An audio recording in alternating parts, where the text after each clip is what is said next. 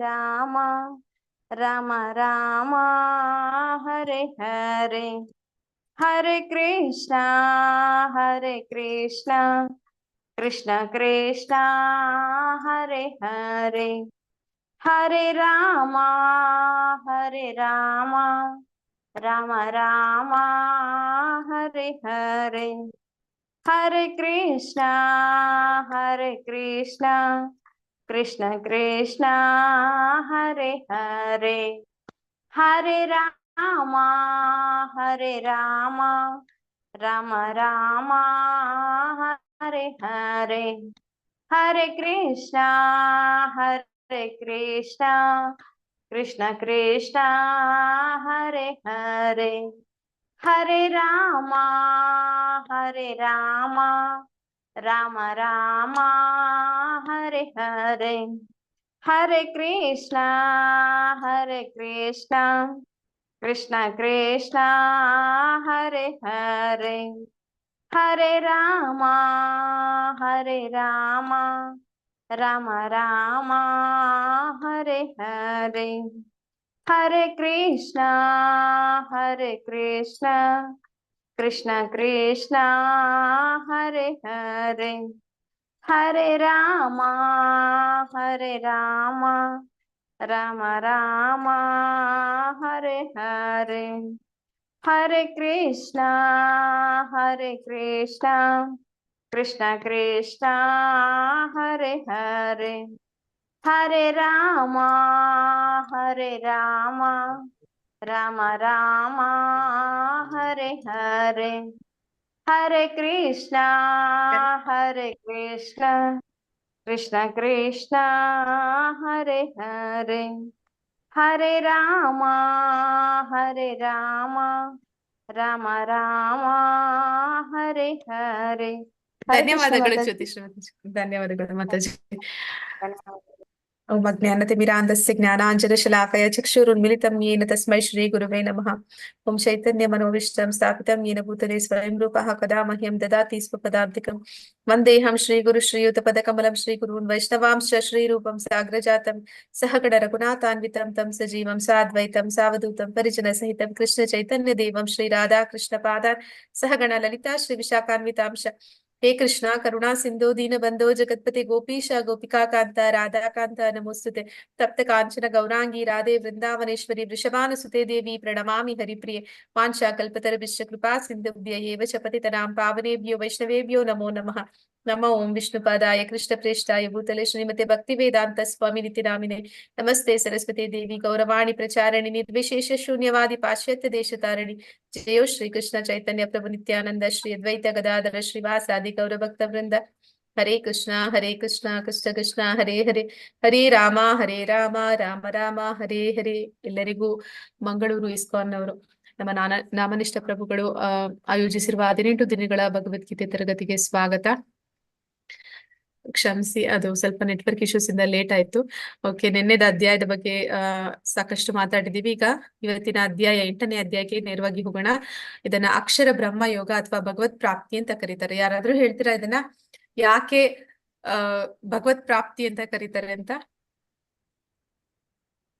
ಅಂತ್ಯಕಾಲದಲ್ಲಿ ಭಗವಂತನನ್ನು ಹೇಗೆ ತಿಳಿಯಬೇಕು? ಧನ್ಯವಾದಗಳು ಮಾತಾಜಿ. ಅಂತ್ಯಕಾಲದಲ್ಲಿ ಭಗವಂತನನ್ನ ನೆನೆಸ್ತಾ ನಾವು ಭಗವಂತನನ್ನ ಪಡ್ಕೋತೀವಿ ಅಂತ. ಭಗವತ್ ಪ್ರಾಪ್ತಿ ಅಂದ್ರೆ ಭಗವಂತನನ್ನ ಪಡ್ಕೋತೀವಿ ಅಂತ. ಅದಕ್ಕೆ ಇದನ್ನ ಭಗವತ್ ಪ್ರಾಪ್ತಿ ಅಂತ ಇದ್ರೆ. ಮತ್ತೆ ಅಕ್ಷರ ಬ್ರಹ್ಮ ಯೋಗ. ಅಕ್ಷರ ಅಂದ್ರೆ ಯಾರಾದ್ರೂ ಹೇಳ್ತೀರಾ ಏನು ಅಂತ? ಕ್ಷರ ಅಂದ್ರೆ ಏನು, ಅಕ್ಷರ ಅಂದ್ರೆ ಏನು ಅಂತ? ಕ್ಷರ ಅಂದ್ರೆ ನಾಶವಾಗದು. ಅಕ್ಷರ ಅಂದ್ರೆ ಶಾಶ್ವತವಾದದ್ದು. ಧನ್ಯವಾದಗಳು ಮಾತಾಜಿ. ಅಕ್ಷರ ಅಂದ್ರೆ ಶಾಶ್ವತವಾಗಿರುವಂತದ್ದು. ಅಂದ್ರೆ ನಾವು ಭಗವಂತನನ್ನ ಪ್ರಾಪ್ತಿ ಅಂದ್ರೆ ಭಗವಂತನ ಪಡ್ಕೊಂಡ್ವಿ ಅಂದ್ಮೇಲೆ ನಮ್ಗೆ ಏನಂತಾರೆ, ಕ್ಷರ ಅಂದ್ರೆ ನಾಶ ಅನ್ನೋದಿಲ್ಲ. ನಾವು ಅಕ್ಷರ ಆಗ್ತೀವಿ ಅಂತಂದ್ರೆ ಭಗವಂತನ ಹಾಗೆ ನಾವು ಕೂಡ ಅವನ ಧಾಮದಲ್ಲಿ ನಾವು ಈ ಜನ್ಮ ಮೃತ್ಯು ಜರಾ ವ್ಯಾಧಿ ಅನ್ನೋ ಚಕ್ರದಲ್ಲಿ ಮತ್ತೆ ನಾವು ಇನ್ನು ಬೀಳೋದಿಲ್ಲ. ನಾವು ಶಾಶ್ವತವಾಗಿ ಅಲ್ಲಿ ಆನಂದದಲ್ಲಿ ಭಗವಂತನ ಜೊತೆ ಸದಾ ಇರ್ತೀವಿ ಅಂತ. ಅದಕ್ಕೆ ಇದನ್ನ ಅಕ್ಷರ ಬ್ರಹ್ಮ ಯೋಗ ಅಂತ ಕರೀತಾರೆ. ಈಗ ನೋಡೋಣ ಇದ್ರಲ್ಲಿ ಏನೆಲ್ಲ ವಿಷಯಗಳಿದೆ ಅಂತ. ಅರ್ಜುನನ ಪ್ರಶ್ನೆಗೆ ಉತ್ತರ. ಅರ್ಜುನ ಕೆಲವು ಪ್ರಶ್ನೆಗಳನ್ನ ಕೇಳ್ತಾನೆ ಕೃಷ್ಣನಿಗೆ. ಕೃಷ್ಣ ಅದಕ್ಕೆ ಉತ್ತರಗಳನ್ನ ಕೊಡ್ತಾನೆ. ಅವನು ಪ್ರಶ್ನೆಗಳನ್ನ 1-4 ಶ್ಲೋಕಗಳಲ್ಲಿ ಕೇಳ್ತಾನೆ. ಮರಣದ ಸಮಯದಲ್ಲಿ ಕೃಷ್ಣನನ್ನು ಸ್ಮರಿಸುವುದು, ಇದು ಮರಣದ ಸಮಯದಲ್ಲಿ ಭಗವಂತನನ್ನ ಸ್ಮರಣೆ ಮಾಡಬೇಕು ಅನ್ನೋದ್ರ ಬಗ್ಗೆ 5-8 ವರೆಗೂ ಶ್ಲೋಕಗಳಲ್ಲಿ ಭಗವಂತ ತಿಳಿಸ್ಕೊಡ್ತಾನೆ. ಯೋಗ ಮಿಶ್ರಿತ ಭಕ್ತಿಯಿಂದ ಕೃಷ್ಣನನ್ನು ಸ್ಮರಿಸುವುದು. ಯೋಗ ಮಿಶ್ರಿತ ಭಕ್ತಿಯಿಂದ ಕೃಷ್ಣನನ್ನ ಸ್ಮರಿಸುವುದಂದ್ರೆ ಅವರಿಗೆ ಇನ್ನು ಭೌತಿಕ ಇಚ್ಛೆಗಳು ಅನ್ನೋದು ಇರುತ್ತೆ, ಆ ಇಚ್ಛೆಗಳು ಇರುತ್ತೆ, ಜೊತೆಲಿ ಭಕ್ತಿನೂ ಮಾಡ್ತಾರೆ. ಆ ರೀತಿ ಭಗವಂತನ ಸ್ಮರಣೆ ಮಾಡುವಂತವ್ರು 9-13. ಶುದ್ಧ ಭಕ್ತಿಯಿಂದ ಕೃಷ್ಣನನ್ನ ಸ್ಮರಿಸುವಂತದ್ದು. ಶುದ್ಧ ಭಕ್ತರು ಭಗವಂತನನ್ನ ಹೇಗೆ ಸ್ಮರಣೆ ಮಾಡ್ತಾರೆ ಅಂತ 14 ಮತ್ತೆ 15, 16. ಭೌತಿಕ ಪ್ರಪಂಚ ಮತ್ತೆ ಆಧ್ಯಾತ್ಮಿಕ ಪ್ರಪಂಚಕ್ಕೆ ಇರುವಂತ ವ್ಯತ್ಯಾಸಗಳನ್ನ ಭಗವಂತ ತಿಳಿಸ್ಕೊಡ್ತಾನೆ. 17-22. ಕೃಷ್ಣನನ್ನು ಪಡೆಯುವಲ್ಲಿ ಶುದ್ಧ ಭಕ್ತಿಯ ಶ್ರೇಷ್ಠತೆ, ಅಂದ್ರೆ ಕೃಷ್ಣನನ್ನ ಪಡಿಬೇಕು ಅಂತಂದ್ರೆ ಶುದ್ಧ ಭಕ್ತಿ ಬೇಕು. ಆ ಶುದ್ಧ ಭಕ್ತಿ ಇಲ್ಲದೆ ಅವನನ್ನ ಪಡ್ಕೊಳ್ಳಿಕ್ಕೆ ಸಾಧ್ಯ ಇಲ್ಲ. ಅದರ ಒಂದು ಶುದ್ಧ ಭಕ್ತಿ, ಅನನ್ಯ ಭಕ್ತಿಯ ಒಂದು ವಿಶೇಷತೆಗಳನ್ನ ನಾವು 23-28ನೇ ಶ್ಲೋಕದವರೆಗೆ ತಿಳಿಯಲಿಕ್ಕಿದೀವಿ. ಮೊದಲಿಗೆ 1ನೇ ಶ್ಲೋಕ ಅರ್ಜುನನ ಪ್ರಶ್ನೆಯೊಂದಿಗೆ ಪ್ರಾರಂಭ ಆಗ್ತಾ ಇದೆ ಈ ಅಧ್ಯಾಯ. ಅರ್ಜುನ ವಾಚ ಕಿಂ ತದ್ ಬ್ರಹ್ಮ ಕಿಮಧ್ಯಾತ್ಮ ಕಿಂ ಕರ್ಮ ಪುರುಷೋತ್ತಮ ಆದಿಭೂತಂ ಚ ಕಿಂ ಪ್ರೋಕ್ತಂ ಆದಿ ದೈವಂ ಕಿಮುಚ್ಯತೆ. ಈಗ ಅರ್ಜುನ ಅನೇಕ ಪ್ರಶ್ನೆಗಳನ್ನ ಕೇಳ್ತಾ ಇದ್ದಾನೆ. ಅಂದ್ರೆ 7ನೇ ಅಧ್ಯಾಯದ ಕೊನೆಯಲ್ಲಿ ಈ ಎಲ್ಲ ವಿಷಯಗಳ ಬಗ್ಗೆ ಭಗವಂತ ಅವನಿಗೆ ತಿಳಿಸಿದ್ದಾನೆ. ಆದ ಕಾರಣ ಅವನು ಆ ವಿಷಯಗಳನ್ನೇ ಕುರಿತು ಅವನು ಮುಂದುವರಿಸ್ತಾ ಇದ್ದಾನೆ. ಅರ್ಜುನ ಪ್ರಶ್ನೆ ಏನಂತ ಹೇಳ್ತಾ ಇದ್ದಾರೆ ಅಂದ್ರೆ, ಪ್ರಭುವೇ ಪರಮ ಪುರುಷನೇ, ಯಾವುದು ಬ್ರಹ್ಮನ್, ಯಾವುದು ಆತ್ಮ, ಯಾವುದು ಕರ್ಮ, ಈ ಐಹಿಕ ಅಭಿವ್ಯಕ್ತಿ ಯಾವುದು, ದೇವತೆಗಳು ಯಾರು, ದಯವಿಟ್ಟು ನನ್ಗಿದನ್ನ ವಿವರಿಸು. ಈ 8 ಪ್ರಶ್ನೆಗಳನ್ನ ಕೇಳ್ತಾರೆ ಅರ್ಜುನ. ನಂತರ ಆದಿಯಜ್ಞಂ ಕಥಂ ಕೋ ಅತ್ರ ದೇಹೇ ಅಸ್ಮಿನ್ ಮಧುಸೂದನ ಪ್ರಯಾಣ ಕಾಲೇ ಚ ಕಥಂ ನೇಯೋ ಅಸಿ ನಿಯತಾತ್ಮಭಿಃ. ಮಧುಸೂದನನೇ, ಯಜ್ಞದ ಪ್ರಭು ಯಾರು, ಅವನು ದೇಹದಲ್ಲಿ ವಾಸಿಸುವುದು ಹೇಗೆ, ಭಕ್ತಿ ಸೇವೆಯಲ್ಲಿ ತೊಡಗಿರುವವನು ಮರಣಕಾಲದಲ್ಲಿ ನಿನ್ನನ್ನು ತಿಳಿಯುವುದು ಹೇಗೆ. ಈ ರೀತಿ 8 ಪ್ರಶ್ನೆಗಳನ್ನ ಅರ್ಜುನ ಕೃಷ್ಣನನ್ನ ಕೇಳ್ತಾನೆ. ಇದು ಯಾವ ರೀತಿ ಸಂಬಂಧ ಆಗಿದೆ ಇಂದಿನ ಶ್ಲೋಕಕ್ಕೆ ಅನ್ನೋದನ್ನ ನಾವು ನೋಡೋಣ. ಅಂದ್ರೆ 7ನೇ ಅಧ್ಯಾಯದ 29ನೇ ಶ್ಲೋಕ, ಕೊನೆಯ ಶ್ಲೋಕದಲ್ಲಿ ಇದು ಬರುತ್ತೆ. ಜರಾಮರಣ ಮೋಕ್ಷಾಯ ಮಾಂ ಆಶ್ರಿತ್ಯ ಯತಂತಿಯೇ ತೇ ಬ್ರಹ್ಮ ತದ್ ವಿದು ಕೃಷ್ಣಂ ಆಧ್ಯಾತ್ಮ ಕರ್ಮ ಚಾಕಿಲಂ. ಇಲ್ಲಿ ಭಗವಂತ ಹೇಳುವಾಗ ಹೇಳ್ತಾ ಇದ್ದಾನೆ, ಇಲ್ಲಿ ಬ್ರಹ್ಮ ಅಂತ ಹೇಳ್ತಾ ಇದ್ದಾನೆ, ಆಧ್ಯಾತ್ಮ ಅಂತ ಹೇಳ್ತಾ ಇದ್ದಾನೆ, ಕರ್ಮ ಅಂತ ಹೇಳ್ತಾ ಇದ್ದಾನೆ, ಸಾಧಿಭೂತಂ ಸಾಧಿಭೂತಾದಿದೈವಂ ಮಾಂ ಅಂದ್ರೆ ಆದಿ ದೈವದ ಬಗ್ಗೆ ಹೇಳ್ತಾ ಇದ್ದಾನೆ. ಆದಿ ಯಜ್ಞಂ ಚ ಕೇ ವಿದುಹು, ಆದಿ ಯಜ್ಞದ ಬಗ್ಗೆ ಹೇಳ್ತಾ ಇದ್ದಾನೆ. ಪ್ರಯಾಣ ಕಾಲೇ ಅಪಿ ಚ ಮಾಂ ತೇ ವಿದುರ್ಯುಕ್ತ ಚೇತಸಃ. ಇದೆಲ್ಲ ಅವನು ಏನ್ ಪ್ರಶ್ನೆಗಳನ್ನ ಮಾಡ್ದ ಅದು ಈ 2 ಶ್ಲೋಕಗಳಿಂದಲೇ ಬರುವಂತದ್ದು. ಅಂದ್ರೆ 7ನೇ ಅಧ್ಯಾಯದ ಕೊನೆಯಲ್ಲಿ ಕೃಷ್ಣನೇ ಹೇಳಿದ ಶ್ಲೋಕದಿಂದ ಅವನು ಈ ಎಲ್ಲಾ ವಿಷಯಗಳನ್ನ ತಗೊಳ್ತಾ ಇದ್ದಾನೆ ಮತ್ತೆ ಪ್ರಶ್ನೆ ಮಾಡ್ತಾ ಇದ್ದಾನೆ. ಆ ಪ್ರಶ್ನೆಗಳು ಏನೋ, ಅದಕ್ಕೆ ಏನು ಉತ್ತರ ಕೃಷ್ಣ ಕೊಟ್ಟ ಅನ್ನೋದನ್ನ ನಾವು ನೋಡೋಣ. ಬ್ರಹ್ಮನ್, ಅರ್ಜುನ ಕೇಳ್ತಾ ಇದ್ದಾನೆ, ಬ್ರಹ್ಮನ್ ಅಂದ್ರೆ ಯಾರು? ಬ್ರಹ್ಮನ್ ಅಂದ್ರೆ ಯಾರು? ಬ್ರಹ್ಮನ್ ಅಂದ್ರೆ ಆತ್ಮ. ಅಂದ್ರೆ ನಮ್ಗೆ ಗೊತ್ತಿರುವಂತದ್ದು ಚತುರ್ಮುಖ ಬ್ರಹ್ಮ, ಅವನು ಕೂಡ ಜೀವಾತ್ಮ, ನಾವು ಕೂಡ ಜೀವಾತ್ಮ. ನಾಶವಿಲ್ಲದ ಜೀವಾತ್ಮನ ಬ್ರಹ್ಮನ್ ಅಂತ ಕರೀತಾರೆ. ಎಲ್ಲರೂ ಕೂಡ ಜೀವಾತ್ಮರು. ಬ್ರಹ್ಮನ್ ಅಂದ್ರೆ ಇಲ್ಲಿ ಅದು ಒಂದು ಪೋಸ್ಟ್ ಇದ್ದ ಹಾಗೆ ಅಂತ ಹೇಳ್ತಾರೆ. ಅಂದ್ರೆ ಪ್ರೈಮ್ ಮಿನಿಸ್ಟರ್, ಚೀಫ್ ಮಿನಿಸ್ಟರ್ ಅಂತ ಪೋಸ್ಟ್ ಹೇಗಿದೆ, ಸೂರ್ಯ ಅನ್ನುವಂಥದ್ದು ಕೂಡ ಅದೇ ರೀತಿ ಒಂದು ಪೋಸ್ಟ್ ಅಂತ ಹೇಳ್ತಾರೆ. ಅಂದ್ರೆ ಅದು ಒಂದು ಕನ್ನಡದಲ್ಲಿ ಏನಂತಾರೆ ಪೋಸ್ಟ್ ನ ಪದವಿ. ಅಲ್ಲಿ ಆ ಪದವಿಯಲ್ಲಿ ಯಾರು ಕೂತಿದ್ದಾರೆ ಅವರಿಗೆ ಒಂದು ಅವರದೇ ಆದಂತಹ ಒಂದು ಹೆಸರಿರುತ್ತೆ, ಅವರಿಗೆ ಒಂದು ವೈಯಕ್ತಿಕ ಹೆಸರಿರುತ್ತೆ. ಆದ್ರೆ ಅವ್ರನ್ನ ಆ ಪದವಿಯಲ್ಲಿ ಕೂತಾಗ ಅವ್ರನ್ನ ಬ್ರಹ್ಮನ್ ಅಂತ ಕರೀತಾರೆ. ಹಾಗೆ ಜೀವಾತ್ಮನಿಗೆ ಯಾವತ್ತು 50 ಗುಣಗಳು ಇದೆ, 50 ಗುಣಗಳನ್ನ ಅವನು ಬೆಳೆಸ್ಕೋತಾನೆ, ಆಗ ಅವನು ಕೂಡ ಬ್ರಹ್ಮನ್ ಆಗ್ಬೋದು. ಆದ ಕಾರಣ ಬ್ರಹ್ಮನ್ ಅಂತಂದ್ರೆ ನಾಶವಿಲ್ಲದ ಜೀವಾತ್ಮ ಅಂತ ಕೃಷ್ಣ ಹೇಳ್ತಾನೆ. ಆಧ್ಯಾತ್ಮ, ದೇಹದ ನಿಯಂತ್ರಕ. ಆಧ್ಯಾತ್ಮ ಅಂದ್ರೆ ಏನು ಅಂದ್ರೆ ಆತ್ಮದ ಆದಿ, ಅಂದ್ರೆ ಮೊದಲಿನಲ್ಲಿ ಆದಿಯಲ್ಲಿ ಆತ್ಮ ಏನಾಗಿದ್ದ ಅದನ್ನೇ ಇಲ್ಲಿ ಹೇಳ್ತಾ ಇರುವಂತದ್ದು. ಜೀವಿಯ ಸ್ವರೂಪ ಯಾವುದು? ಜೀವಿಯ ಸ್ವರೂಪ ಯಾರಾದ್ರೂ ಹೇಳ್ತೀರಾ? ನಾನು ಸುಮಾರು ಸತಿ ಹೇಳಿರ್ತೀನಿ ಜೀವಿಯ ಸ್ವರೂಪ, ನಿಜ ಸ್ವರೂಪ ಯಾವುದು ಅಂತ. ಜೀವೇರ ಸ್ವರೂಪ ನಿತ್ಯರ ಕೃಷ್ಣದಾಸ್. ನಾವೆಲ್ಲರೂ ಕೂಡ ಭಗವಂತನ ವಿಭಿನ್ನ ಅಂಶಗಳು, ಭಗವಂತನ ಸೇವೆ ಮಾಡುವಂತದ್ದು ನಮ್ಮ ನಿಜವಾದ ಸ್ವರೂಪ. ಕರ್ಮ ಅಂತಂದ್ರೆ ಕೆಲಸ, ಫಲಪ್ರದ ಚಟುವಟಿಕೆಗಳು. ಅಂದ್ರೆ ಯಾವ ಕೆಲಸ ಮಾಡೋದ್ರಿಂದ ಏನು ಫಲ ಸಿಗುತ್ತೆ, ಆ ಫಲಕ್ಕೆ ತಕ್ಕಂತೆ ನಮ್ಗೆ ಮತ್ತೆ ಇನ್ನೊಂದು ದೇಹ ಸೃಷ್ಟಿಯಾಗುತ್ತೆ. ಭೌತಿಕ ದೇಹಕ್ಕೆ ಕಾರಣವಾಗುವ ಕ್ರಿಯೆಗಳು. ಅಂದ್ರೆ ಇಲ್ಲಿ ಕರ್ಮ ಅಂತಂದ್ರೆ ಕೆಲಸನೂ ಆಗುತ್ತೆ, ಕರ್ಮದ ಫಲನೂ ಆಗುತ್ತೆ. ಅಂದ್ರೆ ನಾ ಹಿಂದಿನ ಜನ್ಮದಲ್ಲಿ ಏನೋ ಒಂದು ಕರ್ಮ ಮಾಡಿದೀನಿ, ಅದಕ್ಕೆ ನಾನು ಅದನ್ನ ಈಗ ಅನುಭವಿಸ್ತಾ ಇದ್ದೀನಿ ಅಂತ ಹೇಳ್ತಾರಲ್ಲ, ಹಾಗೆ ಈಗ ನಾನು ಯಾವ ಒಂದು ದೇಹವನ್ನ ಪಡ್ಕೊಂಡಿದ್ದೀನಿ ಅಥವಾ ಮುಂದೆ ನಾನು ಎಂತ ಒಂದು ದೇಹವನ್ನ ಪಡ್ಕೊಳ್ತೀನಿ, ಅದಕ್ಕೆ ನಾನ್ ಮಾಡ್ತಾ ಇರುವ ಕರ್ಮಗಳೇ ಕಾರಣ ಆಗುತ್ತೆ. ಅಂತಹ ಕ್ರಿಯೆಗಳು ಭೌತಿಕ ದೇಹಕ್ಕೆ ಕಾರಣವಾಗುವ ಕ್ರಿಯೆಗಳು. ಆದಿಭೂತ ಅಂತಂದ್ರೆ ಭೌತಿಕ ಪ್ರಕೃತಿ. ಆದಿಭೂತ, ಭೂತ ಅಂದ್ರೆ ಪಂಚಭೂತಗಳು ಅಂತ ಹೇಳ್ತೀವಲ್ಲ, ಹಾಗೆ ಆದಿಭೂತ ಅದು ಭೌತಿಕ ಪ್ರಕೃತಿ. ನಂತರ ಬರುವಂತದ್ದು ಆದಿದೈವ ಅಂತಂದ್ರೆ ಭಗವಂತನ ವಿಶ್ವರೂಪ. ಆದಿದೈವ ನಾವು ಮುಂದೆ ನೋಡ್ತೀವಿ 11ನೇ ಅಧ್ಯಾಯದಲ್ಲಿ. ಭಗವಂತನ ವಿಶ್ವರೂಪದಲ್ಲಿ ಎಲ್ಲ ದೇವತೆಗಳು ಒಳಗೊಂಡಿರ್ತಾರೆ. ಅಂದ್ರೆ ಆ 14 ಅಂದ್ರೆ 7 ಊರ್ಧ್ವ ಲೋಕಗಳು, 7 ಅಧೋಲೋಕಗಳು, ಎಲ್ಲ ಲೋಕದಲ್ಲಿರುವಂತಹ ಎಲ್ಲರೂ ಕೂಡ ಭಗವಂತನ ಆ ಒಂದು ವಿಶ್ವರೂಪದಲ್ಲಿ ಒಳಗೊಂಡಿರ್ತಾರೆ. ಆ ಎಲ್ಲ ದೇವತೆಗಳ ಒಂದು ಒಳಗೊಂಡಿರುವ ವಿಶ್ವರೂಪವನ್ನ ಇಲ್ಲಿ ಆದಿದೈವ ಅಂತ ಕರಿತಾ ಇದ್ದಾರೆ. ಆದಿ ಯಜ್ಞದ ಭೋಕ್ತಾರ. ಹರೇ ಕೃಷ್ಣ. ಯಾರಾದ್ರೂ ಹೇಳ್ತೀರಾ ಯಜ್ಞದ ಭೋಕ್ತಾರ ಯಾರು ಅಂತ? ಅದಕ್ಕೊಂದು ಶ್ಲೋಕ ಇದೆ, ಶಾಂತಿ ಮಂತ್ರ. ಭೋಕ್ತಾರಾಂ ಯಜ್ಞ ತಪಸಾಂ ಸರ್ವಲೋಕ ಮಹೇಶ್ವರಂ.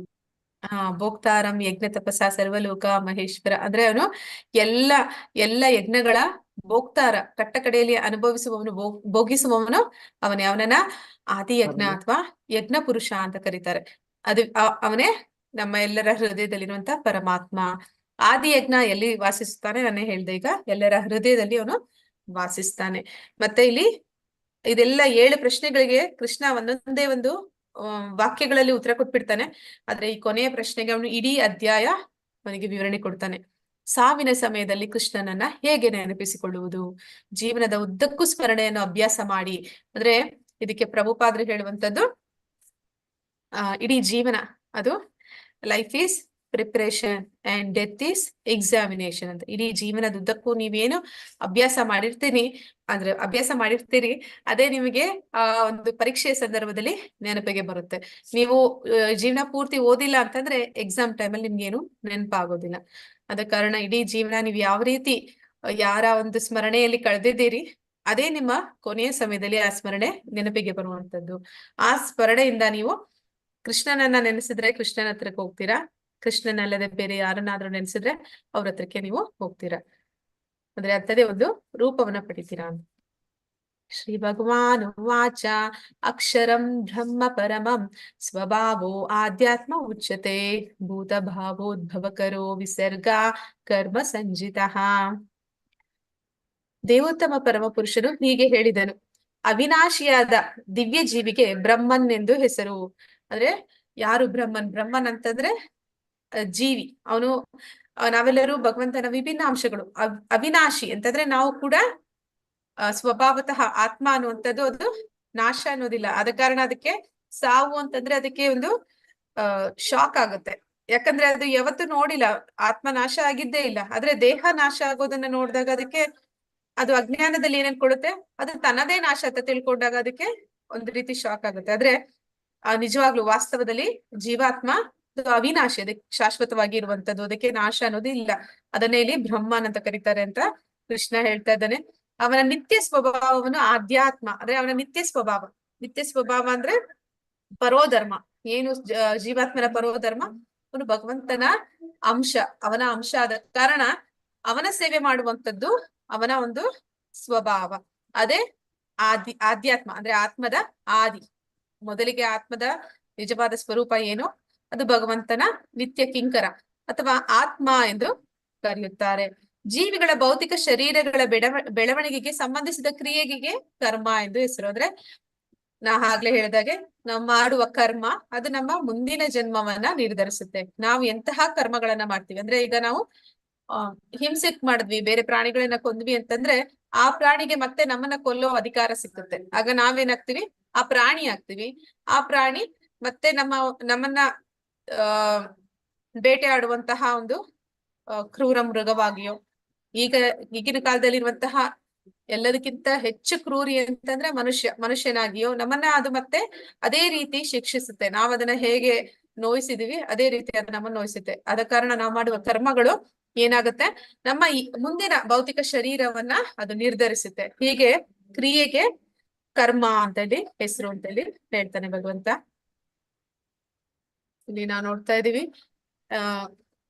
ಆತ್ಮ ಅವಿನಾಶಿ, ಆದ್ರೆ ದೇಹ ಅದು ಬದಲಾಗ್ತಿರುವಂತದ್ದು. ಇದು ನಾವು 2ನೇ ಅಧ್ಯಾಯದಲ್ಲಿ ನೋಡಿದೀವಿ. ಹೇಗೆ ದೇಹಿನೋಸ್ಮಿ ಯಥಾ ದೇಹೆ ಕೌಮಾರಂ ಯೌವನಂ ಜರ, ಅಂದ್ರೆ ದೇಹ ಅನ್ನುವಂಥದ್ದು ಅದು ಪ್ರತಿ ಕ್ಷಣ ಅದು ಬದಲಾಗ್ತಿರುತ್ತೆ. ಅಂದ್ರೆ ಅದರಲ್ಲಿ ಇರುವಂತಹ ಒಂದು ಜೀವಕೋಶಗಳು ಬದಲಾಗ್ತಿರುತ್ತೆ.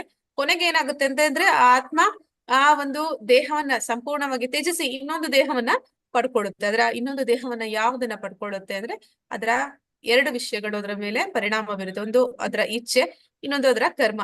ಅಂದ್ರೆ ಈಗ ನಾವ್ ಎಲ್ಲಾದ್ರೂ ಹೋಗಿ ಏನನ್ನಾದ್ರೂ ಪರ್ಚೇಸ್ ಮಾಡ್ಬೇಕು ಅಂತಿದ್ರೆ 2 ವಿಷಯಗಳು ಅಲ್ಲಿ ಇರ್ಲೇಬೇಕು.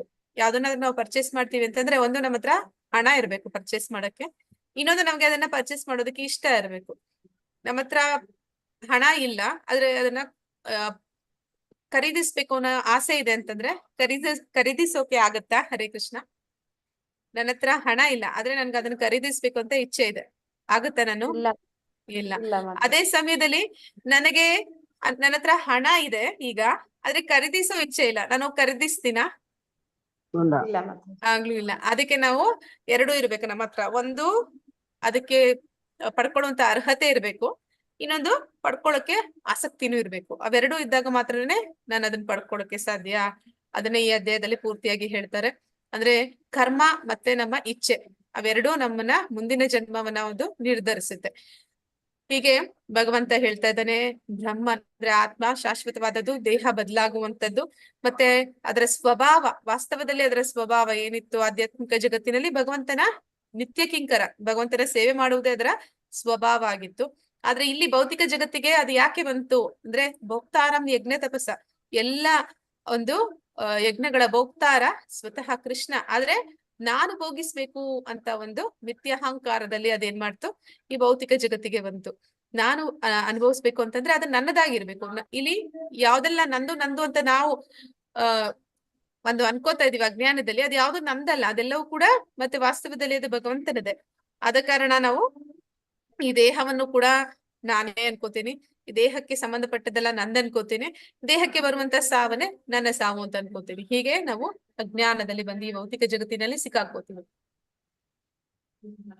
ಇಲ್ಲಿ ಅಕ್ಷರಂ ಪರಬ್ರಹ್ಮ ಸ್ವಭಾವೋ ಆಧ್ಯಾತ್ಮಂ ಉಚ್ಯತೆ ಭೂತ ಭಾವೋದ್ಭವಕರೋ ವಿಸರ್ಗ ಕರ್ಮ ಸಂಚಿತ.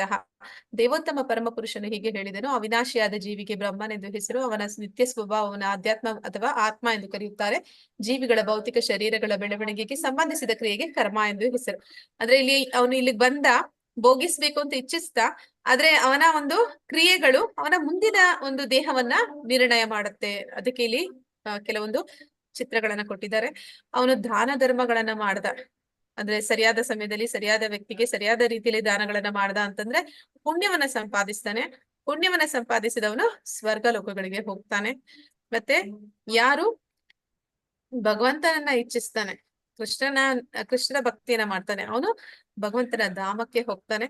ಯಾರು ಅವನ ಒಂದು ಇಂದ್ರಿಯ ಭೋಗದಲ್ಲಿ ತೊಡಗ್ತಾನೆ, ಅಂದ್ರೆ ಯಾವ್ದೆಲ್ಲ ವರ್ಜಿಸ್ಬೇಕು, ಯಾವ್ದನ್ನೆಲ್ಲ ತಿನ್ಬಾರ್ದು ಅಂತ ಹೇಳ್ತಾರೆ. ಅಂದ್ರೆ 4 ನಿಯಂತ್ರಕ ತತ್ವಗಳನ್ನ ಕೊಟ್ಟಿದ್ದಾರೆ. ಮಾಂಸ ಭಕ್ಷಣೆ ಮಾಡಬಾರ್ದು, ಮದ್ಯಪಾನ ಮಾಡಬಾರ್ದು, ಅನೈತಿಕ ಸ್ತ್ರೀ ಸಂಬಂಧ ಇರ್ಕೂಡ್ದು, ಮತ್ತೆ ಜೂಜ್ ಆಡಬಾರ್ದು ಅಂತ. ಈ 4 ಕೂಡ ನಮ್ಮನ್ನ ಕಲಿಯುಗದಲ್ಲಿ, ಈ ಕಲಿಯುಗ ಪ್ರಾರಂಭ ಆಗಿದೆ ಅಂತಂದ್ರೆ ಅದು ಈ 4 ವಿಷಯಗಳಿಂದ ನಾವು ತಿಳ್ಕೋಬಹುದು. ಅಂದ್ರೆ ಈ ಕಲಿಯುಗದಲ್ಲಿ ಜನ ಇದನ್ನ ಮಾಡ್ತಾರೆ, ಆದ್ರೆ ಯಾರು ಅದನ್ನ ನಿಯಂತ್ರಕ ತತ್ವಗಳು ಅಂದ್ರೆ ಇದನ್ನ ಯಾರು ವರ್ಜಿಸ್ತಾರೆ ಅವರು ಭಕ್ತಿಯಲ್ಲಿ ಮುಂದುವರಿಯಕ್ಕೆ ಸಾಧ್ಯ ಆಗುತ್ತೆ. ಆದ್ರೆ ಯಾರು ಇಂದ್ರಿಯ ಭೋಗದಲ್ಲಿ ಬೇಡದನ್ನ ತಿಂತಾರೆ ಅಂತವ್ರು ಮುಂದಿನ ಜನ್ಮದಲ್ಲಿ ಅಂದ್ಯ ಒಂದು ಜನ್ಮವನ್ನ ಪಡಿತಾರೆ. ಯಾರು ಬೇಡದ ಒಂದು ಅನೈತಿಕ ಸಂಬಂಧಗಳಲ್ಲಿ ತೊಡಗ್ತಾರೆ ಅಂತವ್ರು ಮುಂದೆ ನಾಯಿಯ ಜನ್ಮವನ್ನು ಪಡಿತಾರೆ. ಹೀಗೆ ನಾವ್ ಈಗ ಮಾಡ್ತಾ ಇರುವಂತ ಕ್ರಿಯೆಗಳು ನಮ್ಮ ಮುಂದಿನ, ಅಂದ್ರೆ ನಾವ್ ಮಾಡ್ತಿರುವಂತ ಕರ್ಮಗಳು ಅದು ನಮ್ಮ ಮುಂದಿನ ದೇಹವನ್ನ ನಿರ್ಧರಿಸುತ್ತೆ.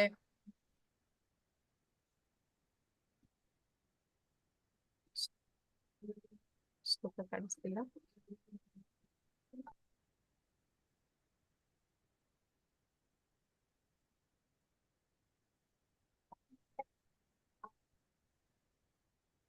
ಎಂಟನೇ ಅಧ್ಯಾಯದ 4ನೇ ಶ್ಲೋಕ.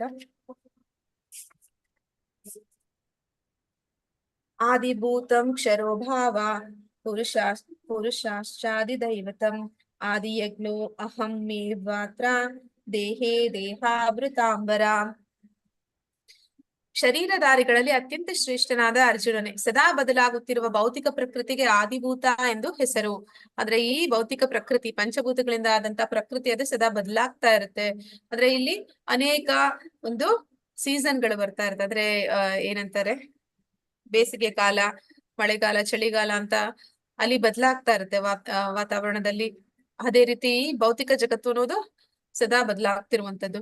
ಸೂರ್ಯ ಚಂದ್ರರಂತಹ ದೇವತೆಗಳನ್ನು ಒಳಗೊಳ್ಳುವ ಭಗವತ್ ವಿರಾಟ್ ರೂಪಕ್ಕೆ ಆದಿದೈವ ಎಂದು ಹೆಸರು. ಅಂದ್ರೆ ದೇವತೆಗಳು, ಸೂರ್ಯ ಚಂದ್ರ ದೇವತೆಗಳು ಇವರೆಲ್ಲರನ್ನೂ ಒಳಗೊಂಡಿರುವಂತಹ ಒಂದು ವಿರಾಟ್ ರೂಪ, ಅದು ಭಗವಂತನ ವಿಶ್ವರೂಪ. ಅದನ್ನೇ ಇಲ್ಲಿ ಆದಿದೈವ ಅಂತ ಕರೀತಾ ಇದ್ದಾರೆ. ಎಲ್ಲ ಶರೀರಧಾರಿಗಳ ಹೃದಯದಲ್ಲಿ ಪರಮಾತ್ಮ ನಿಂದ ಪ್ರತಿನಿಧಿತನಾದ ನನಗೆ ಪರಮಪ್ರಭುವಿಗೆ ಆದಿ ಯಜ್ಞದ ಪ್ರಭು ಎಂದು ಹೆಸರು. ಅಂದ್ರೆ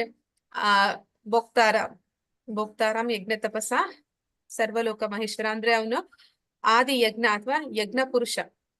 ಅವನು ಎಲ್ಲರ ಹೃದಯದಲ್ಲಿ ಪರಮಾತ್ಮನಾಗಿ ಪ್ರತಿಷ್ಠಿತನಾಗಿದ್ದಾನೆ. ಅದನ್ನೇ ಇಲ್ಲಿ ಪರಮಾತ್ಮ ಭಗವಂತನನ್ನ ಆದಿ ಯಜ್ಞ ಅಂತ ಕರಿತಾ ಇದ್ದಾರೆ. ಇಲ್ಲಿ ಒಂದು ಚಿತ್ರ ಕೊಟ್ಟಿದ್ದಾರೆ ಹಿಂದೆಗಡೆ. ಇದು ಈ ಒಂದು ಅಧ್ಯಾಯಕ್ಕೆ ಸಂಬಂಧಪಟ್ಟಿರುವಂತದ್ದು.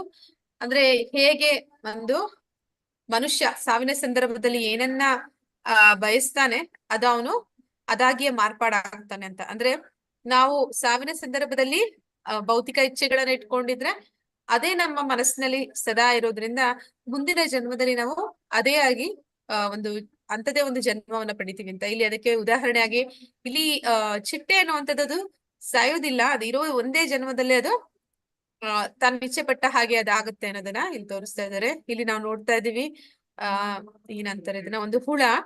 ಆ ಹುಳ ಏನಾಗುತ್ತೆ ಅಂತಂದ್ರೆ ಅದಕ್ಕೆ ಹಾರ್ಲಿಕ್ಕೆ ಆಗೋದಿಲ್ಲ, ಆದ್ರೆ ಅದಕ್ಕೆ ಹಾರುವ ಇಚ್ಛೆ ಇದೆ. ಅದ ಕಾರಣ ಅದು ಇಲ್ಲಿ ನಾವು ನೋಡ್ತೀವಿ, ಅದೊಂದು ಗೂಡಿನ ರೀತಿ ಮಾಡ್ಕೊಂಡಿದೆ. ಆ ಗೂಡಿನಲ್ಲಿ ಅದು ಇರುತ್ತೆ ಕೆಲವು ದಿನಗಳ ಕಾಲ. ಅದು ಆ ಗೂಡಿನಲ್ಲಿದ್ದಾಗ ಅದು ತಪಸ್ ಮಾಡ್ತಿದೆ ಅಂತ ನಾವು ಹೇಳ್ಬೋದು. ಅದು ಅದರ ಬಗ್ಗೆನೇ ಒಂದು ಚಿಂತನೆಯಲ್ಲಿದೆ ಅಂತ. ಕೊನೆಗೆ ಅದು ಆರ್ಬೇಕು ಅಂತ ಇಚ್ಛೆ ಇಟ್ಕೊಂಡಿದೆ, ಆದ್ರೆ ಹುಳುವಾಗಿದ್ದಾಗ ಅದಕ್ಕೆ ಆರ್ಲಿಕ್ಕೆ ಆಗಿಲ್ಲ. ಆಮೇಲೆ ಅದು ಒಂದು ಗೂಡಿನ ಒಳಗಡೆ ತಪಸ್ಸನ್ನ ಮಾಡಿ ಹೊರಗಡೆ ಬಂದ್ಮೇಲೆ ಅದಕ್ಕೆ ರೆಕ್ಕೆ ಬಂದು, ಅಂದ್ರೆ ರೆಕ್ಕೆ ಪುಕ್ಕ ಬಂದು ಅದೇನ್ ಮಾಡುತ್ತೆ, ಹಾರತ್ತೆ ಚಿಟ್ಟೆಯಾಗಿ. ಹಾಗೆ ಮನುಷ್ಯರು ಕೂಡ ಅವನು ಸಾವಿನ ಸಂದರ್ಭದಲ್ಲಿ ಏನು ಇಚ್ಛಿಸ್ತಾನೆ ಅದಕ್ಕೆ ತಕ್ಕಂತಹ ಒಂದು ಕರ್ಮ ಫಲ ಅವನ ಜೀವನದಲ್ಲಿ ಅವನು ಮಾಡಿದ್ರೆ ಅವನಿಗೆ ಅಂತದೇ ಒಂದು ಅವನ ಇಚ್ಛೆಯನ್ನ ಪೂರೈಸುವಂತಹ ಒಂದು ಜನ್ಮ ಸಿಗುತ್ತೆ ಅನ್ನೋದನ್ನ ಇಲ್ಲಿ ನಾವು ನೋಡ್ತೀವಿ. ಸಾವಿನ ಸಮಯದಲ್ಲಿ ನಾವು ಏನು ಮಾಡಬೇಕು? ಹರೇ ಕೃಷ್ಣ. ನಾವೇನ್ ಮಾಡ್ಬೇಕು ಸಾವಿನ ಸಮಯದಲ್ಲಿ?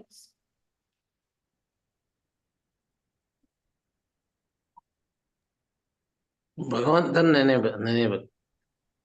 ಹರೇ ಕೃಷ್ಣ ಪ್ರಭುಜಿ. ಯಾಕೆ ನಾವು ಭಗವಂತನನ್ನ ನೆನೆಬೇಕು ಪ್ರಭುಜಿ?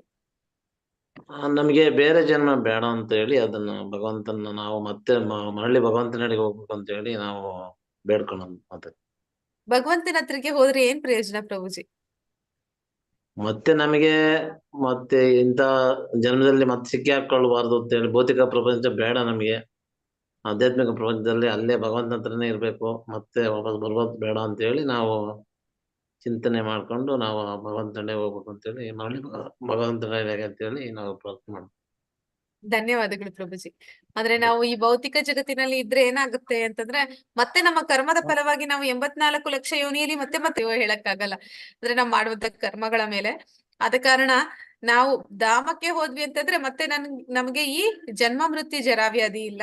ಮತ್ತೆ ಅಲ್ಲಿ ನಾವು ಯಾವಾಗಲೂ ಭಗವಂತನ ಸೇವೆಯಲ್ಲಿ ಆನಂದದಿಂದ ಇರ್ಬೋದು. ಅಂತ್ಯಕಾಲೇ ಚ ಮಾಮೇವ ಸ್ಮರನ್ ಮುಕ್ತ್ವಾ ಕಲೇವರಂ ಯ ಪ್ರಯಾತಿ ಸಮದ್ಭಾವಂ ಯಾತಿ ನಾಸ್ತಿ ಅತ್ರ ಸಂಶಯಃ. ಅಂತ್ಯಕಾಲದಲ್ಲಿ ನನ್ನನ್ನು ಸ್ಮರಿಸುತ್ತಾ ಯಾವನು ದೇಹವನ್ನು ಬಿಡುವನೋ ಅವನು ಕೂಡಲೇ ನನ್ನ ಸ್ವಭಾವವನ್ನು ಹೊಂದುತ್ತಾನೆ, ಇದರಲ್ಲಿ ಸಂಶಯವೇ ಇಲ್ಲ. ಅಂದ್ರೆ ಭಗವಂತನ ಸ್ವಭಾವವನ್ನೇ ಹೊಂದುತ್ತೀವಿ ಅಂತ ಹೇಳ್ತಾ ಇದ್ದಾರೆ. ಭಗವಂತನ ಸ್ವಭಾವ, ನಾವು ಪ್ರಮಾಣದಲ್ಲಿ ಭಗವಂತನಿಗೂ ನಮ್ಗೂ ವ್ಯತ್ಯಾಸ ಇದೆ, ಆದ್ರೆ ಒಂದು ಗುಣದಲ್ಲಿ ಇಬ್ಬರಲ್ಲೂ ಕೂಡ ಸಾಮ್ಯತೆ ಇದೆ. ಅಂದ್ರೆ ನಾವು ಭಗವಂತನಲ್ಲಿರುವಂತಹ ಗುಣಗಳೇ ಆತ್ಮಕ್ಕೂ ಇದೆ. ಅಂದ್ರೆ ಯಾವುದು, ಒಂದು ಶಾಶ್ವತತೆ ಅನ್ನುವಂಥದ್ದು, ಜ್ಞಾನ ಅನ್ನುವಂಥದ್ದು, ಆನಂದ ಅನ್ನುವಂಥದ್ದು. ಆದ್ರೆ ಪ್ರಮಾಣದಲ್ಲಿ ಹೆಚ್ಚು ಕಮ್ಮಿ ಇರ್ಬೋದು. ಅಂದ್ರೆ ಕೃಷ್ಣ ಅವನು ಸಾಗರಕ್ಕೆ ಹೋಲಿಸಿದ್ರೆ ನಾವು ಅದರ ಒಂದು ಹನಿ, ಕೃಷ್ಣನನ್ನ ಒಂದು ದಗದಗಿಸಿ ಹುರಿಯುತ್ತಿರುವ ಜ್ವಾಲೆಗೆ ಹೋಲಿಸಿದ್ರೆ ನಾವು ಒಂದು ಕಿಡಿ. ಹಾಗೆ ಆದ್ರೆ ಸ್ವಭಾವ ಒಂದೇ, ಎರಡರ ಸ್ವಭಾವವು ಒಂದೇ. ಅದು ಒಂದು ಸಮುದ್ರ ಆದ್ರೆ ಎರಡೂ ಕೂಡ ಉಪ್ಪಿನ ನೀರೇ. ಅದು ಒಂದು ಬೆಂಕಿಯ ಕಿಡಿ ಆದ್ರೂ ಕೂಡ ಅದ್ರಲ್ಲೂ ಬೆಳಕು ಶಾಖ ಇದೆ, ಆದ್ರೆ ಅಲ್ಲಿ ಅಪರಿಮಿತವಾಗಿದೆ, ಇಲ್ಲಿ ತುಂಬಾ ಕಡಿಮೆ ಪ್ರಮಾಣದಲ್ಲಿ ಇದೆ. ಹಾಗೆ ಭಗವಂತನ ಸ್ವಭಾವವನ್ನೇ ನಾವು ಹೊಂದುತ್ತೀವಿ.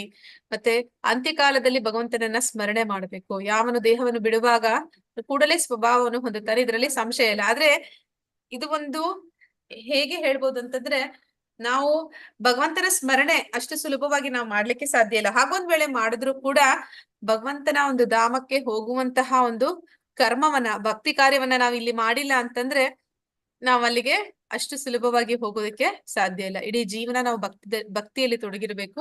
ನಂತರ ಅಂತಹ ಶುದ್ಧ ಭಕ್ತರಿಗೆ ಭಗವಂತ ಸ್ವತಃ ಅವನೇ ಅವರಿಗೆ ಆ ನೆನಪನ್ನ ಕೊಡ್ತಾನೆ. ಅವರ ಒಂದು ಅಂತ್ಯಕಾಲದಲ್ಲಿ ಭಗವಂತನೇ ಅವರಿಗೆ ಒಂದು ಭಗವಂತನ ಸ್ಮರಣೆ ಮಾಡುವ ಅವಕಾಶವನ್ನ ಕೊಡ್ತಾನೆ. ಇಲ್ಲಿ ನಾವು ನೋಡ್ತಾ ಇದ್ದೀವಿ, ಉದಾಹರಣೆಗೆ ಭೀಷ್ಮಾಚಾರ್ಯರು, ಅವರು ಇಚ್ಛಾಮರಣಿಗಳಾಗಿದ್ರು. ಇಚ್ಛಾಮರಣಿಗಳಾಗಿದ್ದ ಕಾರಣ ಅವರು ಆ ಯುದ್ಧ ಮುಗಿಯುವವರೆಗೂ ಆ ಒಂದು ಶರಶಯ್ಯೆಯಲ್ಲಿಯೇ ಇದ್ರು, ಅವರ ದೇಹತ್ಯಾಗ ಮಾಡ್ದಿರ. ಅವರು ಒಂದು ಉತ್ತರಾಯಣ ಕಾಲಕ್ಕೆ ಕಾಯ್ತಾ ಇದ್ರು. ಮತ್ತೆ ಅವರು ಸ್ವತಃ ಸಾವಿನ ಸಂದರ್ಭದಲ್ಲಿ ಕೃಷ್ಣನನ್ನ ನೆನೆಯುವಂತದ್ದಲ್ಲ, ಅವನ ನಾಮಸ್ಮರಣೆ ಮಾಡುವಂತದ್ದಲ್ಲ, ಸ್ವತಃ ಕೃಷ್ಣನೇ ಅವರ ಕಣ್ಮುಂದೆ ನಿಂತಿದ್ದಾಗ, ಎಲ್ಲ ಶುದ್ಧ ಭಕ್ತರು ಅವರ ಸುತ್ತ ಇದ್ದಾಗ ಅವರು ಅವರ ದೇಹತ್ಯಾಗವನ್ನ ಮಾಡ್ತಾರೆ. ಅಂತಹ ಅವಕಾಶ ನಮ್ಮೆಲ್ಲರಿಗೂ ಇಲ್ಲ. ನಾವ್ಯಾರು ಇಚ್ಛಾಮರಣಿಗಳಲ್ಲ. ಆದ್ರೆ ನಾವು ಭಕ್ತಿಯಲ್ಲಿ ತೊಡಗಿದ್ರೆ ಕೃಷ್ಣನೇ ಆಶ್ವಾಸನೆ ಕೊಡ್ತಾನೆ. ನಮ್ಮ ಸಾವಿನ ಸಂದರ್ಭದಲ್ಲಿ, ಅಂದ್ರೆ ನಮ್ಮ ಒಂದು ದೇಹತ್ಯಾಗದ ಸಂದರ್ಭದಲ್ಲಿ ಭಗವಂತನೇ ನಮಗೆ ಒಂದು ಸದ್ಗತಿಯನ್ನ ಅವನೇ ನೀಡ್ತಾನೆ. ಅಂದ್ರೆ ನಮಗೆ ಆ ಒಂದು ನೆನಪನ್ನ ಅವನೇ ನೀಡ್ತಾನೆ ಅಂತ. ಹೇಗೆ ಅಂದ್ರೆ ಅದಕ್ಕೆ ಪ್ರಭುಪಾದ್ರ ಒಂದು ಉದಾಹರಣೆ ಕೊಡ್ತಾರೆ.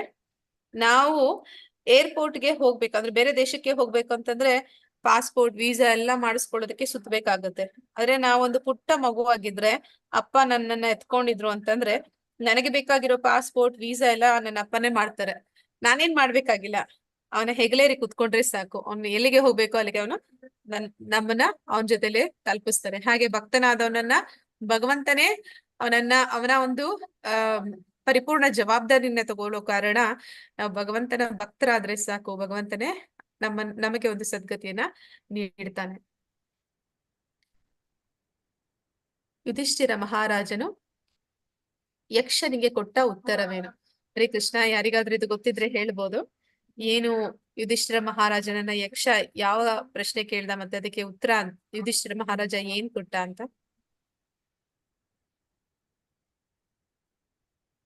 ಜಗತ್ತಿನಲ್ಲಿ ಪ್ರಶ್ನೆ ಅಂದ್ರೆ ಯಾವುದು? ಮಾತಾಜಿ, ಧನ್ಯವಾದಗಳು ಮಾತಾಜಿ. ಅಂದ್ರೆ ಯುಧಿಷ್ಠಿರ ಮಹಾರಾಜನನ್ನ ಯಕ್ಷ ಕೇಳ್ತಾನೆ. ಅಂದ್ರೆ ಇದನ್ನ ಈ ಕತೆ ನಿಮ್ಗೆ ಗೊತ್ತಿದೆ ಅನ್ಕೋತೀನಿ. ಅವರು ಕಾಡಿನಲ್ಲಿದ್ದಾಗ ಒಂದು ಸಂದರ್ಭದಲ್ಲಿ ಒಂದು ಸರೋವರದ ಹತ್ರ ನೀರ್ ಕುಡಿಲಿಕ್ಕೆ ಹೋಗ್ತಾರೆ, ದಾಹ ಅಂತ ಹೇಳಿ. ಪಾಂಡವರು ಅಲ್ಲಿಗೆ ಹೋದಾಗ ಏನಾಗುತ್ತೆ, ಒಬ್ಬೊಬ್ಬರಾಗಿ ಹೋಗ್ತಾರೆ. ಆದ್ರೆ ಅಲ್ಲಿ ಯಕ್ಷ ಬಂದು ಅವ್ರಿಗೆ ಪ್ರಶ್ನೆ ಮಾಡ್ತಾನೆ. ಆದ್ರೆ ಆ ಪ್ರಶ್ನೆಗೆ ಉತ್ತರ ಕೊಡ್ದಿರ ಅವರು ಅವನ ಒಂದು ಮಾತನ್ನ ಉಲ್ಲಂಘಿಸಿ ಅವನು ಹೇಳ್ತಾನೆ, ಪ್ರಶ್ನೆ ಕೇಳ್ದಿರಾ ನೀವು ಇಲ್ಲಿ ನೀರ್ ಕುಡಿಯೋ ಹಾಗಿಲ್ಲ ಅಂತ. ಆದ್ರೂ ಅವರು ಉಲ್ಲಂಘನೆ ಮಾಡಿ ಅವನ ಪ್ರಶ್ನೆಗೆ ಯಾವುದೇ ಉತ್ತರ ಕೊಡದೆ ನೀರ್ ಕುಡಿದು ಅಲ್ಲಿ ಮೂರ್ಛೆ ಹೋಗಿ ಬಿದ್ದಿರ್ತಾರೆ. ಕೊನೆಗೆ ಯುಧಿಷ್ಠಿರ ಮಹಾರಾಜ ಅಲ್ಲಿಗೆ ಬರ್ತಾನೆ. ಅವನನ್ನು ಅದೇ ರೀತಿ ಪ್ರಶ್ನೆ ಮಾಡ್ತಾನೆ ಯಕ್ಷ. ಆಗ ಯುಧಿಷ್ಠಿರ ಮಹಾರಾಜ ಯಕ್ಷನ ಎಲ್ಲಾ ಪ್ರಶ್ನೆಗಳಿಗೂ ಉತ್ತರ ಕೊಡ್ತಾನೆ. ಕೊನೆಗೆ ಅವನ ತಮ್ಮಂದಿರು ಕೂಡ ಅವರು ಅವನ ಅಂದ್ರೆ ಮತ್ತೆ ಮೂರ್ಛೆಯಿಂದ ಅವರು ಹೊರಬಂದು ಅವನ ಜೊತೆ ಹೋಗ್ತಾರೆ. ಆಗ ಆ ಸಂದರ್ಭದಲ್ಲಿ ಯಕ್ಷ ಅನೇಕ ಪ್ರಶ್ನೆಗಳನ್ನ ಕೇಳ್ತಾನೆ. ಅದರಲ್ಲಿ ಒಂದು ಪ್ರಶ್ನೆ ಇದಾಗಿರುತ್ತೆ. ಏನಂತ ಕೇಳ್ತಾನೆ ಅಂದ್ರೆ, ಈ ತುಂಬಾ ಆಶ್ಚರ್ಯಕರವಾದ ವಿಷಯ ಏನು, ಈ ಪ್ರಪಂಚದಲ್ಲಿ ತುಂಬಾ ಆಶ್ಚರ್ಯಕರವಾದ ವಿಷಯ ಏನು ಅಂತ. ಅದಕ್ಕೆ ಯುಧಿಷ್ಠಿರ ಮಹಾರಾಜ ಹೇಳ್ತಾನೆ, ತುಂಬಾ ಆಶ್ಚರ್ಯಕರ ವಿಷಯ ಏನು ಅಂತಂದ್ರೆ, ಪ್ರತಿ ಸತಿ ಪ್ರತಿಯೊಬ್ಬ ಜೀವಿಗೂ ಸಾವು ಅನ್ನೋದಿದೆ ಅಂತ ಗೊತ್ತಿದೆ. ಅವನ ಸುತ್ತಮುತ್ತ ಅನೇಕ ಜನ ಸದಾ ಅಂದ್ರೆ ದಿನನಿತ್ಯ ಸಾಯ್ತಾ ಇದ್ದಾರೆ, ಅದನ್ನ ನಾವು ನೋಡ್ತಾನೆ. ಆದ್ರೂ ಕೂಡ ತುಂಬಾ ಆಶ್ಚರ್ಯ ಪಡುವಂತ ವಿಷಯ ಏನು ಅಂತಂದ್ರೆ, ಆ ವ್ಯಕ್ತಿ ಯಾರು ಅದನ್ನ ನೋಡ್ತಾ ಇದ್ದಾನೆ, ಅವನಿಗೆ ಗೊತ್ತಿದೆ ಎಲ್ಲರಿಗೂ ಸಾಯ್ತಾರೆ, ನಾನು ಸಾಯ್ತೀನಿ ಅಂತ. ಆದ್ರೂ ಕೂಡ ಅವನು ಎಂತಹ ಜೀವನ ಕ್ರಮವನ್ನ ಹೊಂದಿರ್ತಾನೆ ಅಂದ್ರೆ, ಯಾವ ರೀತಿ ಒಂದು ಬ್ಯಾಂಕ್ ಬ್ಯಾಲೆನ್ಸ್ ಮೇಂಟೈನ್ ಮಾಡ್ತಾನೆ, ಯಾವ ರೀತಿ ಅವನು ಒಂದು ಅವನ ಪರಿವಾರವನ್ನ ಸಂರಕ್ಷಣೆ ಮಾಡೋದ್ರಲ್ಲಿ ಇರ್ತಾನೆ, ಮತ್ತೆ ಹೇಗೆಲ್ಲ ಅವನು ಹಣ ಸಂಗ್ರಹ ಮಾಡ್ತಾನೆ, ಆಸ್ತಿ ಮಾಡ್ತಾನೆ ಅಂತಂದ್ರೆ ಅವನಿಗೆ ಸಾವೇ ಇಲ್ವೇನೋ ಅನ್ನೋ ರೀತಿನಲ್ಲಿ ಅವನು ಜೀವನವನ್ನ ನಡೆಸ್ತಾನೆ. ಇದು ತುಂಬಾ ಆಶ್ಚರ್ಯಕರವಾದದ್ದು. ಪ್ರತಿ ಕ್ಷಣ ಅವನ ಸುತ್ತಮುತ್ತ, ಅವನ ಪರಿವಾರದಲ್ಲಿ, ಅವನ ಅಕ್ಕಪಕ್ಕದ ಮನೆಗಳಲ್ಲಿ ಅಥವಾ ಸಮಾಜದಲ್ಲಿ ಅವನು ಸದಾ ಕೇಳ್ತಾ ಇರ್ತಾರೆ ಸಾವಿನ ಸುದ್ದಿನ. ಆದ್ರೂ ಕೂಡ ಅವನು ಅನ್ಕೋತಾನೆ, ನಾನು ಇವತ್ತು ಸಾಯೋದಿಲ್ಲ, ನಾನಿನ್ನ ಇಷ್ಟು ಬೇಗ ಸಾಯೋದಿಲ್ಲ, ನಾನು ಇನ್ನ ತುಂಬಾ ದಿನ ಬದುಕಿರ್ತೀನಿ ಅಂತ. ಇದು ತುಂಬಾ ಆಶ್ಚರ್ಯಕರವಾದ ಪ್ರಶ್ನೆ, ಅಂದ್ರೆ ಆಶ್ಚರ್ಯ ಉಂಟು ಮಾಡುವಂತಹ ಒಂದು ವಿಷಯ ಅಂತೇಳಿ ಯುಧಿಷ್ಠಿರ ಮಹಾರಾಜ ಯಕ್ಷನಿಗೆ ಉತ್ತರ ಕೊಡ್ತಾನೆ. ಅಂದ್ರೆ ಈ ಶ್ಲೋಕ ಹೇಳುತ್ತೆ, ಅಹನ್ಯಾಹನಿ ಭೂತಾನಿ ಗಚ್ಚಂತಿ ಹಾಯಮಾಲಯಂ ಶೇಷಾಸ್ತಾವರಮಿಚ್ಚಂತಿ ಕಿಮಾಶ್ಚರ್ಯ ಮತಃ ಪರಂ. ನೂರಾರು ಸಾವಿರಾರು ಜೀವಿಗಳು ಪ್ರತಿಕ್ಷಣವೂ ಸಾಯುತ್ತಿರುತ್ತಾರೆ, ಆದರೆ ಮೂರ್ಖನಾದ ಜೀವಿಯು ತಾನು ಅಮರ ಎಂದು ತಿಳಿದು ಸಾಯಲು ಸಿದ್ಧನಾಗುವುದಿಲ್ಲ. ಅಂದ್ರೆ ಅದು ಸತ್ಯ, ಸಾವು ಅನ್ನುವಂಥದ್ದು ತುಂಬಾ ದೊಡ್ಡ ಸತ್ಯ. ಆದ್ರೆ ಅದಕ್ಕೆ ಯಾರು ಸಿದ್ಧರಾಗೋದಿಲ್ಲ. ಯಾರಾದ್ರೂ ಸಿದ್ಧರಾಗ್ತಾರ? ಹರಿಕೃಷ್ಣ, ನೀವ್ ಯಾರಾದ್ರೂ ಸಿದ್ಧರಾಗಿದ್ದೀರಾ ಸಾವಿಗೆ? ಯಾರಾದ್ರೂ ಇಲ್ಲಿರೋರು ಸಾವಿಗೆ ಸಿದ್ಧರಾಗಿದ್ದೀರಾ? ಹರೇ ಕೃಷ್ಣ. ಹಾ ಮಾತಾಜಿ. ಅಂದ್ರೆ ಹೇಳಿ. ಸಿದ್ಧ ಆಗ್ಬೇಕಂತಿಲ್ಲ. ನಮ್ಮ ಹಾ ಪ್ರಭುಜಿ.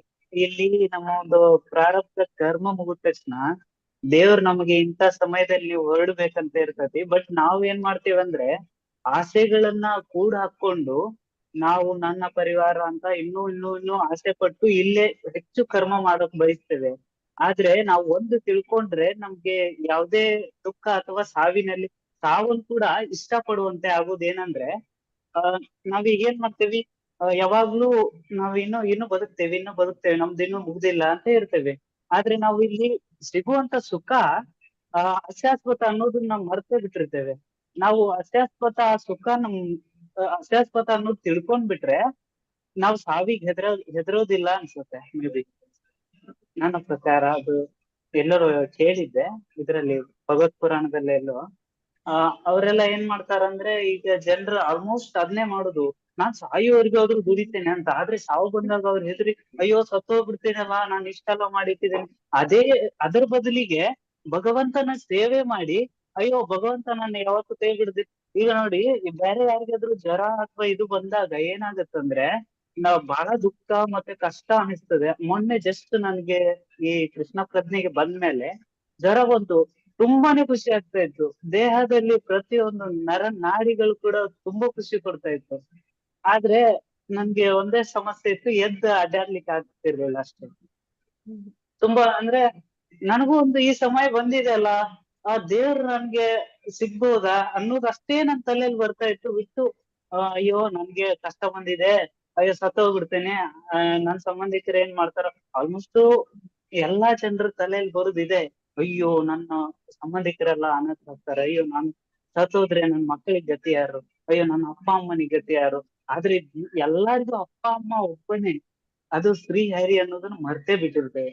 ನಾವು ಏನ್ ಮಾಡ್ಲಿಲ್ಲ ಅಂದ್ರೂ ಕೂಡ ನಮ್ಮನ್ನ ಹೇಗ್ ಪಾಲಿಸ್ಬೇಕು, ಪೋಷಿಸ್ಬೇಕು ಅನ್ನೋದು ದೇವ್ರಿಗೆ ಚೆನ್ನಾಗ್ ಗೊತ್ತಿದೆ. ಮತ್ತೆ ಅದನ್ನ ಪ್ರತಿದಿನ ಪ್ರತಿ ಕ್ಷಣ ಮಾಡ್ತಾ ಇರ್ತಾನೆ ದೇವ್ರು.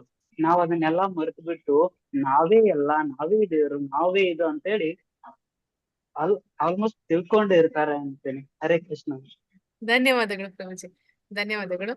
ಅಂದ್ರೆ ಇಲ್ಲಿ ನಾವ್ ಯಾರು ಕೂಡ ಸಾವಿಗೆ ಸಿದ್ಧರಾಗೋದಿಲ್ಲ ಅಂತಂದ್ರೆ ನಾವ್ ಯಾರು ಯೋಚನೆ ಮಾಡೋದಿಲ್ಲ. ಅಂದ್ರೆ ನಾನು ಸತ್ ಮೇಲೆ ಎಲ್ಲಿಗೆ ಹೋಗ್ತೀನಿ, ನಾನು ಏನಾಗ್ತೀನಿ, ನಾನು ಏನಾಗ್ಬೋದು, ಏನೆಲ್ಲ ಆಗೋದಕ್ಕೆ ಸಾಧ್ಯತೆಗಳಿದೆ, ನಾನ್ ಏನಾಗ್ಬೇಕು ಅಂತ ನನಗೆ ಒಂದು ಇಚ್ಛೆ ಇದೆ. ಮತ್ತೆ ಅದನ್ನ ಆಗ್ಬೇಕಾದ್ರೆ ನಾನು ಅದಕ್ಕೆ ಈಗ ಯಾವ ರೀತಿ ತಯಾರಿ ಮಾಡ್ಕೊಬೇಕು, ಅದ್ ಯಾವ್ದು ನಾವ್ ಯೋಚನೆ ಮಾಡೋದಿಲ್ಲ. ನಮ್ ತಲೆಯಲ್ಲಿ ಒಂದೇ ಓಡ್ತಾ ಇರುತ್ತೆ, ನನ್ ಮೇಲೆ ಇಷ್ಟೊಂದ್ ಜನ ಜವಾಬ್ದಾರಿಗಳಿದೆ, ಅವ್ರೆಲ್ಲ ನನ್ ಬಿಟ್ರೆ ಬದುಕಕ್ಕಾಗಲ್ಲ ಅಂತ. ಇದೇ ಯೋಚನೆನ ನಿಮ್ಮ ಅಪ್ಪ ಅಮ್ಮನೂ ಮಾಡಿರ್ತಾರೆ.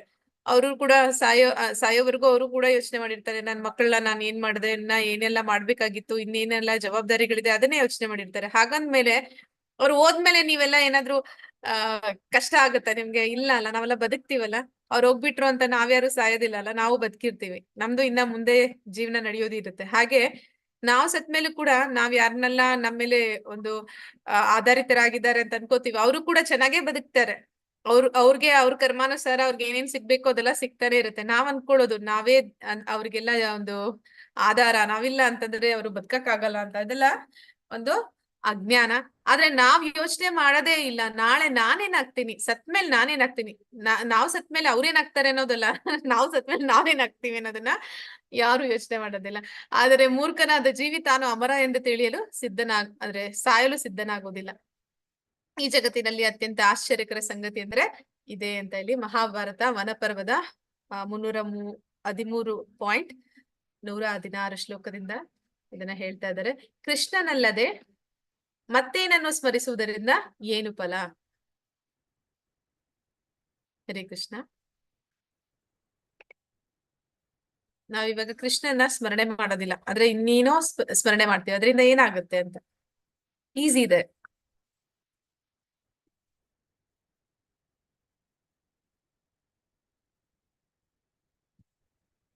ಹರೇ ಕೃಷ್ಣ. ಕೃಷ್ಣನ ಸ್ಮರಣೆ ಮಾಡಿದ್ರೆ ನಾವು ಕೃಷ್ಣನ ಲೋಕಕ್ಕೆ ಹೋಗ್ತೀವಿ. ಕೃಷ್ಣನ ಸ್ಮರಣೆ ಮಾಡಿದ್ರೆ ಬೇರೆ ಏನನ್ನ ಸ್ಮರಣೆ ಮಾಡಿದ್ರೆ ಅಂದ್ರೆ ದೇವತೆ ಮತ್ತೆ ದೇವತೆಗಳನ್ನು ನಾವು ಧ್ಯಾನ ಮಾಡಿದ್ರೆ ದೇವತೆ ಹತ್ರ ನಾವು ಹೋಗ್ತೀವಿ. ಆ ದೇವತೆಗಳ ಆರಾಧನೆ ಮಾಡಿದ್ರೆ ನಾವು ದೇವತೆಗಳ ಹತ್ರ ಹೋಗ್ತೀವಿ. ಅಂದ್ರೆ ನಾವು ಸಾಯೋ ಸಂದರ್ಭದಲ್ಲಿ ದೇವತೆಗಳನ್ನ ನೆನೆಸ್ಲಿಲ್ಲ ಅಂದ್ರೆ ನಾವ್ ಏನ್ ನೆನೆಸ್ತೀವಿ? ಈಗ ನಾವ್ ನೋಡಿದ್ವಿ ಸಾಧಾರಣವಾಗಿ ಯಾವ ರೀತಿ ಯೋಚನೆ ಮಾಡ್ತಾರೆ, ನಾಳೆ ನನ್ ಮಗನ್ಗೆ ಏನಾಗುತ್ತೆ, ಅವನ್ದಿನ್ನ ಎಜುಕೇಶನ್ ಮುಗ್ದಿಲ್ಲ, ಅವನಿನ್ನ ಕೆಲ್ಸಕ್ ಹೋಗಿಲ್ಲ, ನಾನಿಲ್ಲ ಅಂದ್ರೆ ನಾಳೆ ಏನಾಗ್ತಾನೆ, ನನ್ನ ಹೆಂಡತಿ ಬಗ್ಗೆ ಯೋಚನೆ ಮಾಡ್ತೀನಿ, ನಾಳೆ ನನ್ನ ಹೆಂಡತಿ ಪರಿಸ್ಥಿತಿ ಏನು, ನನ್ ಮಗ ಚೆನ್ನಾಗಿ ನೋಡ್ಕೊಂತಾನೋ ಇಲ್ವೋ, ಆತರ ಯೋಚನೆ ಮಾಡ್ಕೊಂಡ್ ಸತ್ರೆ ಏನಾಗುತ್ತೆ ಅಂತ. ಹೌದು ಮಾತಾಜಿ, ಇದು ಸಾಧಾರಣವಾಗಿ ಎಲ್ಲರಿಗೂ ಬಂದಿರೋ ಪ್ರಶ್ನೆ ಇದು. ಎಲ್ಲರೂ ತಿಳ್ಕೊಬೇಕಾದ್ದೆ. ಯಾಕಂದ್ರೆ ಇದು ಸಾಮಾನ್ಯವಾಗಿ ಎಲ್ಲರೂ ನಾವು ಸಾಯ್ತೀವಿ ಅಂತ ತಿಳ್ಕೊಳ್ಳಿ, ಮಕ್ಳಿಗೆ ಏನೋ ಮುಂದೆ ಏನಾಗುತ್ತೆ, ಅವ್ರು ಏನ್ ಕೆಲಸ ಮಾಡ್ತಾರೆ, ಹೆಂಗಿರ್ತಾರೆ, ಮದ್ವೆ ಆಗುತ್ತೋ ಇಲ್ವೋ, ಮಕ್ಳಾಗ್ತಾವ ಇಲ್ವೋ, ಇದೆಲ್ಲ ಒಂದು ಪುನರಾವರ್ತನೆ ಆಗ್ತಾ ಇರುತ್ತೆ ಮಾತಾಜಿ. ಆದ್ರೆ ಭಗವಂತ ಅಂತ ಒಂದು ಮನಸ್ಥಿತಿನಲ್ಲಿ ಒಬ್ಬ ಮನುಷ್ಯ ಜೀವ ಅಂದ್ರೆ ಅವನ ಪ್ರಾಣ ಬಿಟ್ಟ ಆಗ ಅವನ ಪರಿಸ್ಥಿತಿ ಏನಾಗುತ್ತೆ ಅಂತ, ಅವನ ಒಂದು ಮುಂದೆ ಅವನ ಪರಿಸ್ಥಿತಿ ಏನಾಗುತ್ತೆ, ಅವನ್ಗೆ ಏನಾಗುತ್ತೆ ಅಂತ. ಅದೇ ಅವನಿಗೆ ಏನು ಗೊತ್ತಾಗೋದಿಲ್ಲ, ಸ್ವಲ್ಪ ಟೈಮ್ ಆಧ್ಯಾತ್ಮಿಕದಲ್ಲಿ ಗೊತ್ತಿರಲ್ಲ, ಆದ್ರಿಂದ ಅವರು ಚಿಂತೆ ಒಳಗಾಗ್ತಾರೆ ಸ್ವಲ್ಪ. ಅದೇ ಚಿಂತನೆಯಲ್ಲಿ ಆ ಮನುಷ್ಯ ಪುನರಪಿ ಜನನಂ ಪುನರಪಿ ಮರಣಂ. ಅವನ್ ಮತ್ತೆ ಅದೇ ಮನೆಯಲ್ಲೇ ಹುಟ್ತಾನೆ ಅಂತಂದ್ರೆ ಅವನು ಮನುಷ್ಯನಾಗೋಷ್ಟು ಪುಣ್ಯ ಮಾಡಿದಾದ್ರೆ ಕರ್ಮಫಲ ಒಂದು ಮನುಷ್ಯನ ದೇಹ ಪಡೆಯುವಂತದ್ದಾಗಿದ್ರೆ ಆ ಮನೆಯಲ್ಲೇ ಮಕ್ಕಳಾಗಿ ಮೊಮ್ಮಕ್ಕಳಾಗಿ ಮತ್ತೆ ಅದೇ ಮನೆಯಲ್ಲಿ ಹುಟ್ಟುತ್ತಾರೆ. ಇಲ್ಲ ಅಂತಂದ್ರೆ ಅವರಿಗೆ ಒಂದು ಇಚ್ಛೆ ಇದೆ, ಆ ಸ್ಮರಣೆನಲ್ಲಿ ಅವ್ರದ್ದು ಮನೆಯವರೇ ಎಲ್ಲ ನೆನಪು ಬರ್ತಾ ಇದಾರೆ, ಆದ್ರೆ ಅವ್ರ ಕರ್ಮಫಲ ಸರಿಯಾಗಿ ಮಾಡಿಲ್ಲ, ಅಂದ್ರೆ ಮನುಷ್ಯ ಜನ್ಮ ಸಿಗುವಂತಹ ಕರ್ಮಫಲ ಮಾಡಿಲ್ಲ. ಆಗ ಆ ಮನೆಯಲ್ಲಿ ನಾಯಿ ಆಗೋ, ಬೆಕ್ಕಾಗೋ, ಹಲ್ಲಿ ಆಗೋ, ಜಿರಳೆ ಆಗೋ, ಇರುವೆ ಆಗೋ ಅಂತಹ ಒಂದು ಜನ್ಮವನ್ನ ಪಡೆದು ಅದೇ ಮನೆಯಲ್ಲಿ ಅವರು ಮತ್ತೆ ಹುಟ್ಟುತ್ತಾರೆ. ಹೀಗೆ ಕೃಷ್ಣನಲ್ಲದೆ ಬೇರೆ ಏನೇನೋ ಸ್ಮರಣೆ ಮಾಡೋದ್ರಿಂದ ಈ ರೀತಿ ಆಗತ್ತೆ. ಯಂ ಯಂ ವಾಪಿ ಸ್ಮರನ್ ಭಾವಂ ತ್ಯಜತಿ ಅಂತೆ ಕಲೇವರಂ ತಂ ತಂ ಏವೈತಿ ಕೌಂತೆಯ ಸತ್ತದ್ಭಾವಾಭಾವಿತಃ. ಕುಂತಿಯ ಮಗನಾದ ಅರ್ಜುನನೇ, ವ್ಯಕ್ತಿಯು ತನ್ನ ದೇಹವನ್ನು ಬಿಡುವಾಗ ಯಾವ ಭಾವವನ್ನು ಸ್ಮರಿಸುವನು ಅದೇ ಭಾವವನ್ನು ನಿಶ್ಚಯವಾಗಿ ಪಡೆಯುವನು. ಒಂದು ಉದಾಹರಣೆ ಕೊಟ್ಟಿದ್ದಾರೆ, ಚಿತ್ರದಲ್ಲಿ ನಾವು ನೋಡ್ತಾ ಇದ್ದೀವಿ. ಇದು ಭರತ ಮಹಾರಾಜ ಅವನು ಚಿಕ್ಕ ವಯಸ್ಸಿನಲ್ಲಿ ಭಗವಂತನ ಒಂದು ತಪಸ್ಸನ್ನ ಧ್ಯಾನದಲ್ಲಿ ತೊಡಗ್ಬೇಕು ಅಂತ ಕಾಡಿಗೆ ಬರ್ತಾನೆ. ಅವನ ರಾಜ್ಯ ಭಾರ, ಮಕ್ಕಳು, ಮನೆ ಎಲ್ಲವನ್ನು ಬಿಟ್ಟು ಬರ್ತಾನೆ. ಅಲ್ಲಿ ಬಂದಾಗ ಏನ್ ಮಾಡ್ತಾನೆ, ಅವನು ಅಲ್ಲಿ ಯಾರು ಇರೋದಿಲ್ಲ, ಅವನೊಬ್ನೇ ಇರ್ತಾನೆ. ಮತ್ತೆ ಅವನು ಭಗವಂತನ ಒಂದು ಭಕ್ತಿಯಲ್ಲಿ ತೊಡಗಿರ್ತಾನೆ. ಭಕ್ತಿಯಲ್ಲಿ ಅವನು ಭಾವದ ಹಂತದಲ್ಲಿ ಇರ್ತಾನೆ. ಮತ್ತೆ ಅವನು ಭಗವಂತನ ಪ್ರೇಮವನ್ನ ಪಡೆಯುವಂತ ಒಂದು ಸಂದರ್ಭ ಅದು. ಆದ್ರೆ ಅವನು ಆ ಸಮಯದಲ್ಲಿ ಏನಾಗುತ್ತೆ, ಅಲ್ಲಿ ಒಂದು ಜಿಂಕೆ ಅವನಿಗೆ ಸಿಗುತ್ತೆ. ಅದಕ್ಕೆ ತಾಯಿ ಇರೋದಿಲ್ಲ, ಆಗ ತಾನೇ ಹುಟ್ಟಿರುವಂತಹ ಜಿಂಕೆ. ಅದರ ಒಂದು ಲಾಲನೆ ಪಾಲನೆಯಲ್ಲಿ ಅವನು ಸಮಯ ಕಳೀತಾ ಇರ್ತಾನೆ, ಅದನ್ನ ನೋಡ್ಕೊತಾ ಇರ್ತಾನೆ. ಆದ್ರೆ ಏನಾಗುತ್ತೆ, ಆ ಜಿಂಕೆ ಬೆಳೆದು ದೊಡ್ಡದಾಗುತ್ತೆ, ಆದ್ರೆ ಅವನಿಗೆ ಅದನ್ನ ಬಿಟ್ಟಿರ್ಲಿಕ್ಕೆ ಆಗೋದಿಲ್ಲ, ಅಷ್ಟೊಂದು ಅದರ ಮೇಲೆ ಒಂದು ಮೋಹ ಬೆಳೆದು ಬಿಡುತ್ತೆ. ಕೊನೆಗೇನಾಗುತ್ತೆ, ಆ ಜಿಂಕೆ ತನ್ನ ಆಹಾರವನ್ನು ಹುಡ್ಕೊಂಡು ಅದಕ್ಕೆ ತನ್ನ ಪಾಡಿಗೆ ತಾನು ಹೊರಟೋಗುತ್ತೆ. ಆದ್ರೆ ಇವನೇನ್ ಮಾಡ್ತಾನೆ, ಆ ಜಿಂಕೆನ ಹುಡುಕ್ತಾ ಕಾಡೆಲ್ಲ ಅಲಿತಾ ಇರ್ತಾನೆ. ಹಾಗೊಂದ್ಸತಿ ಏನಾಗುತ್ತೆ, ಪ್ರಪಾತದಲ್ಲಿ ಬಿದ್ದು ಬಿಡ್ತಾನೆ. ಪ್ರಪಾತದಲ್ಲಿ ಬಿದ್ದಾಗ ಅವನು ಪ್ರಾಣ ಕಳ್ಕೊಳ್ಳುವಂತ ಸಮಯ. ಆಗ ಅವನು ಆ ಜಿಂಕೆಯನ್ನೇ ನೆನಪಿಸ್ಕೋತಾನೆ. ಆ ಜಿಂಕೆಯನ್ನೇ ನೆನಪಿಸ್ಕೊಂಡು ಅವನು ದೇಹತ್ಯಾಗ ಮಾಡಿದ ಕಾರಣ ಅವನು ಮುಂದಿನ ಜನ್ಮದಲ್ಲಿ ಜಿಂಕೆಯಾಗಿ ಹುಟ್ಟುತ್ತಾನೆ.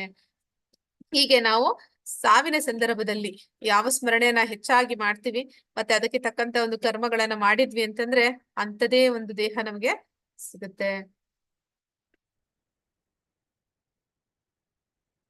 ಇದು ಭರತ ಮಹಾರಾಜನ ಕತೆ ನಾ ಹೇಳಿದ್ದು. ಆ ಜಿಂಕೆ ಅವನಿಗೆ ಒಂದು ಸರೋವರ ಅಂದ್ರೆ ನದಿಯಲ್ಲಿ ಸಿಗುತ್ತೆ, ಅದು ಮರಿ ಜಿಂಕೆ, ತಾಯಿ ಇಲ್ಲದ ಜಿಂಕೆ. ಅದನ್ನ ಅವನು ತಗೊಂಡ್ ಬಂದು ಅದನ್ನ ನೋಡ್ಕೋತಾನೆ. ಆಮೇಲೆ ಅವನು ಭಗವಂತನ ಒಂದು ಭಕ್ತಿ ಕಾರ್ಯ, ಯಜ್ಞ, ಧ್ಯಾನ, ತಪಸ್ಸು ಎಲ್ಲವೂ ಕೂಡ ಸದಾ ಜಿಂಕೆ ಕಡೆಗೆ ಜಾಸ್ತಿ ಇರುತ್ತೆ. ಆದ ಕಾರಣ ಅವನು ಜಿಂಕೆಯ ಮೇಲೆ ತುಂಬಾ ಮೋಹವನ್ನ ಬೆಳೆಸ್ಕೊಂಡ್ ಬಿಡ್ತಾನೆ.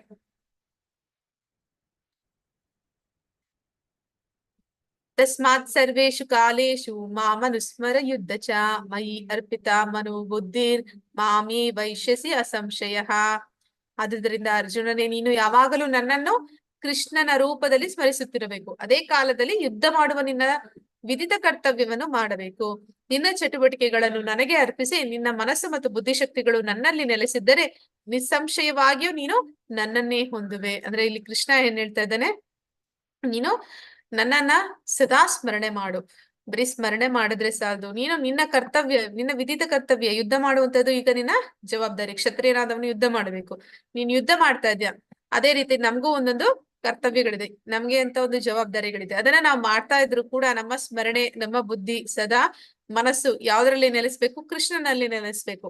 ಹಾಗೆ ಭಗವಂತನ ಸ್ಮರಣೆಯಲ್ಲಿ ನಾವಿದ್ವಿ ಅಂತಂದ್ರೆ ನಾವು ಭಗವಂತ ಇಲ್ಲಿ ಆಶ್ವಾಸನೆ ಕೊಡ್ತಾ ಇದ್ದಾನೆ, ನಿಸ್ಸಂಶಯವಾಗಿಯೂ ನೀನು ನನ್ನನ್ನೇ ಹೊಂದುವೆ. ನೀನು ಈ ದೇಹವನ್ನ ತ್ಯಾಗ ಮಾಡಿದ ನಂತರ ನೀನು ನನ್ನ ಹತ್ರಕ್ಕೆ ಬರ್ತೀಯಾ ಅಂತ ಹೇಳಿ ಕೃಷ್ಣ ಅರ್ಜುನನ ಮೂಲಕ ನಮಗೂ ಹೇಳ್ತಾ ಇದ್ದಾನೆ. ಅಜಾಮಿಳನ ಕತೆ, ಹರೇ ಕೃಷ್ಣ. ಯಾರಾದ್ರೂ ಹೇಳ್ತೀರಾ ಅಜಾಮಿಳ ಯಾರು ಅಂತ?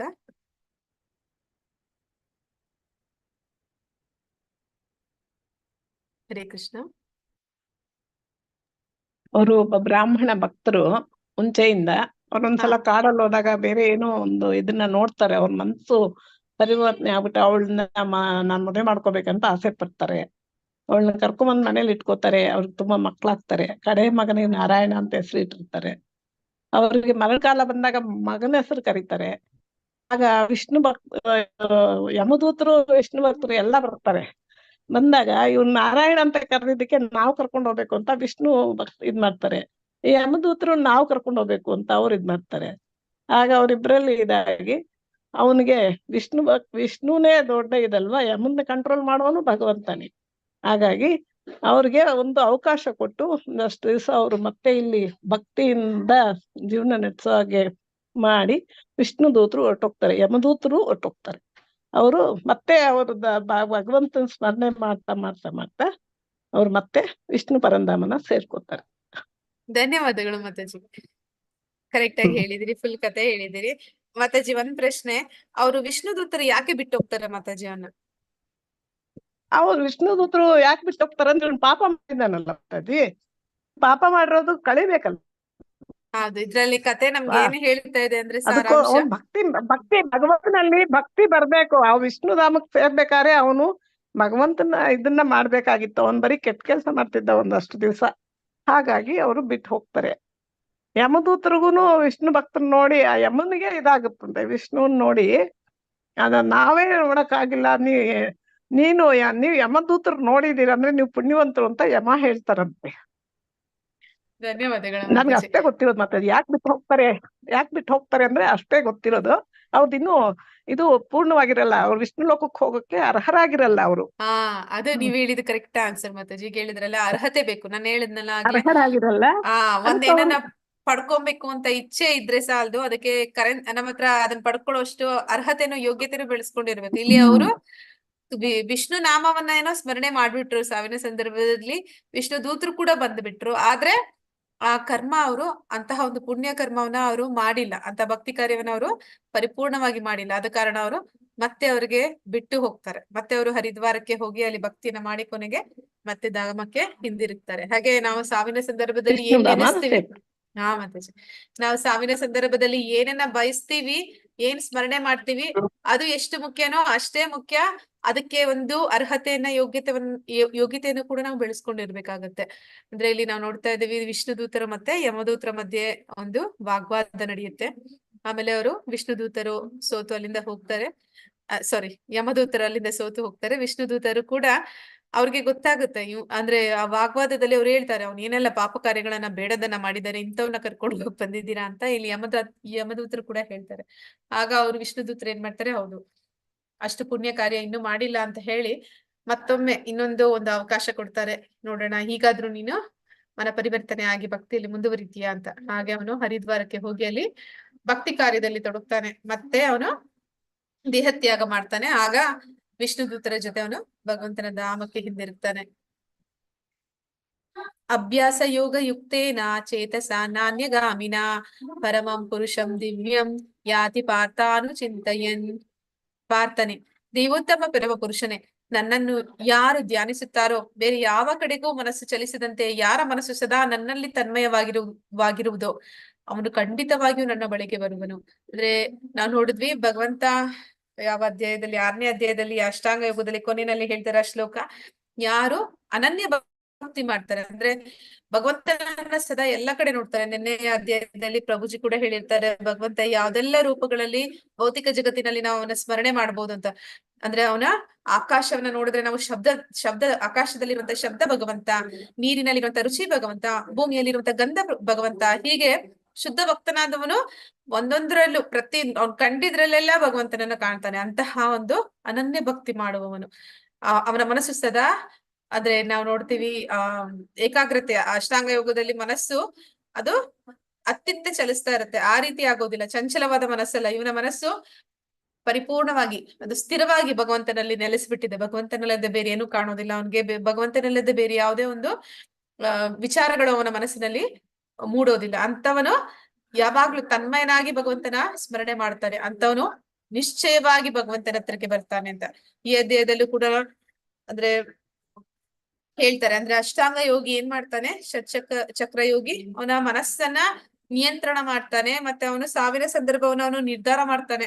ಹಗಲಿನ ಸಮಯದಲ್ಲಿ ಅವನು ಸತ್ರೆ ಭಗವಂತನ ಒಂದು ಲೋಕಕ್ಕೆ ಹೋಗ್ತಾನೆ, ಅಥವಾ ರಾತ್ರಿಯ ಸಮಯದಲ್ಲಿ ಅವನು ದೇಹತ್ಯಾಗ ಮಾಡ್ದ ಅಂತಂದ್ರೆ ಅವನು ಚಂದ್ರ ಲೋಕಕ್ಕೆ ಹೋಗ್ತಾನೆ, ಮತ್ತೆ ವಾಪಸ್ ಭೂಮಿಗೆ ಬರ್ತಾನೆ. ಹೀಗೆ ಅನೇಕ ವಿಷಯಗಳನ್ನ ಹೇಳ್ತಾರೆ.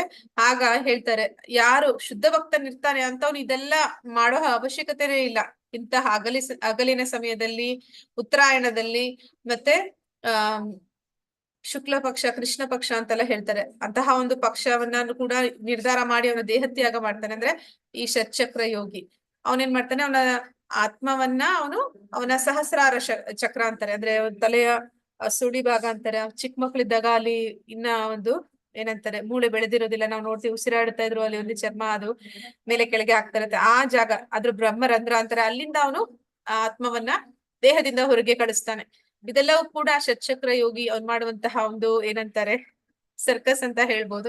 ಆದ್ರೆ ಭಕ್ತನಾದವನು ಅದನ್ನೆಲ್ಲ ಮಾಡ್ಬೇಕಾಗಿರೋ ಅವಶ್ಯಕತೆ ಇಲ್ಲ. ಅವನು ಯಾವ ಸಮಯದಲ್ಲಿ ಯಾವುದೇ ರೀತಿಯಲ್ಲಿ ದೇಹತ್ಯಾಗ ಮಾಡಿದ್ರು ಕೂಡ ಅವನ ಒಂದು ಜವಾಬ್ದಾರಿ ಅದು ಭಗವಂತನದೇ ಆಗಿರುತ್ತೆ. ಯಾಕೆ ಭಗವಂತ ಅವನ ಜವಾಬ್ದಾರಿ ತಗೋತಾನೆ, ಇವನು ಪ್ರತಿ ಕ್ಷಣ ಭಗವಂತನನ್ನೇ ನೆನೆಸ್ತಾ ಇರ್ತಾನೆ. ಒಂದು ನಿಮಿಷ ಕೂಡ ಭಗವಂತನಲ್ಲದೆ ಬೇರೆ ಯಾವುದೇ ವಿಚಾರದಲ್ಲಿ ಅವನ ಮನಸ್ಸು ಅತ್ತಿತ್ತ ಚಲಿಸೋದಿಲ್ಲ. ಆದ ಕಾರಣ ಭಗವಂತ ಅವನ ಒಂದು ಜವಾಬ್ದಾರಿಯನ್ನ ಅವನೇ ತಗೊಳ್ತಾನೆ.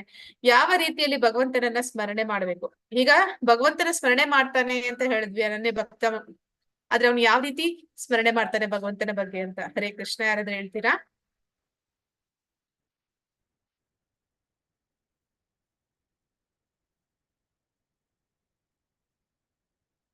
ಶ್ರವಣಂ ಕೀರ್ತನಂ. ನೋಡೋಣ ಕೃಷ್ಣ ಏನ್ ಹೇಳ್ತಾನೆ ನೋಡೋಣ. ಕೃಷ್ಣ ಹೇಳ್ತಾ ಇದ್ದಾನೆ, ಕವಿಂ ಪುರಾಣಂ ಅನುಶಾಸಿತಾರಂ ಅಣೋರಣೀಯಂ ಸಂ ಅನುಸ್ಮರೇದ್ಯಃ ಸರ್ವಸ್ಯ ದಾತಾರಂ ಅಚಿಂತ್ಯ ರೂಪಂ ಆದಿತ್ಯವರ್ಣಂ ತಮಸಾ ಪರಸ್ತತಾತ್.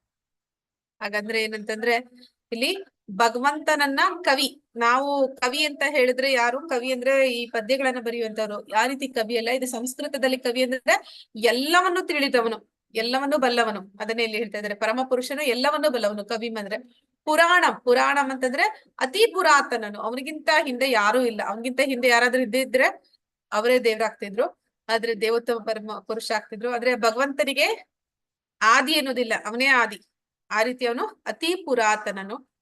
ಮತ್ತೆ ಅನುಶಾಸಿತರಾಮ್ ಅಂದ್ರೆ ನಿಯಂತ್ರಕನು, ಎಲ್ಲವನ್ನು ನಿಯಂತ್ರಿಸುವವನು.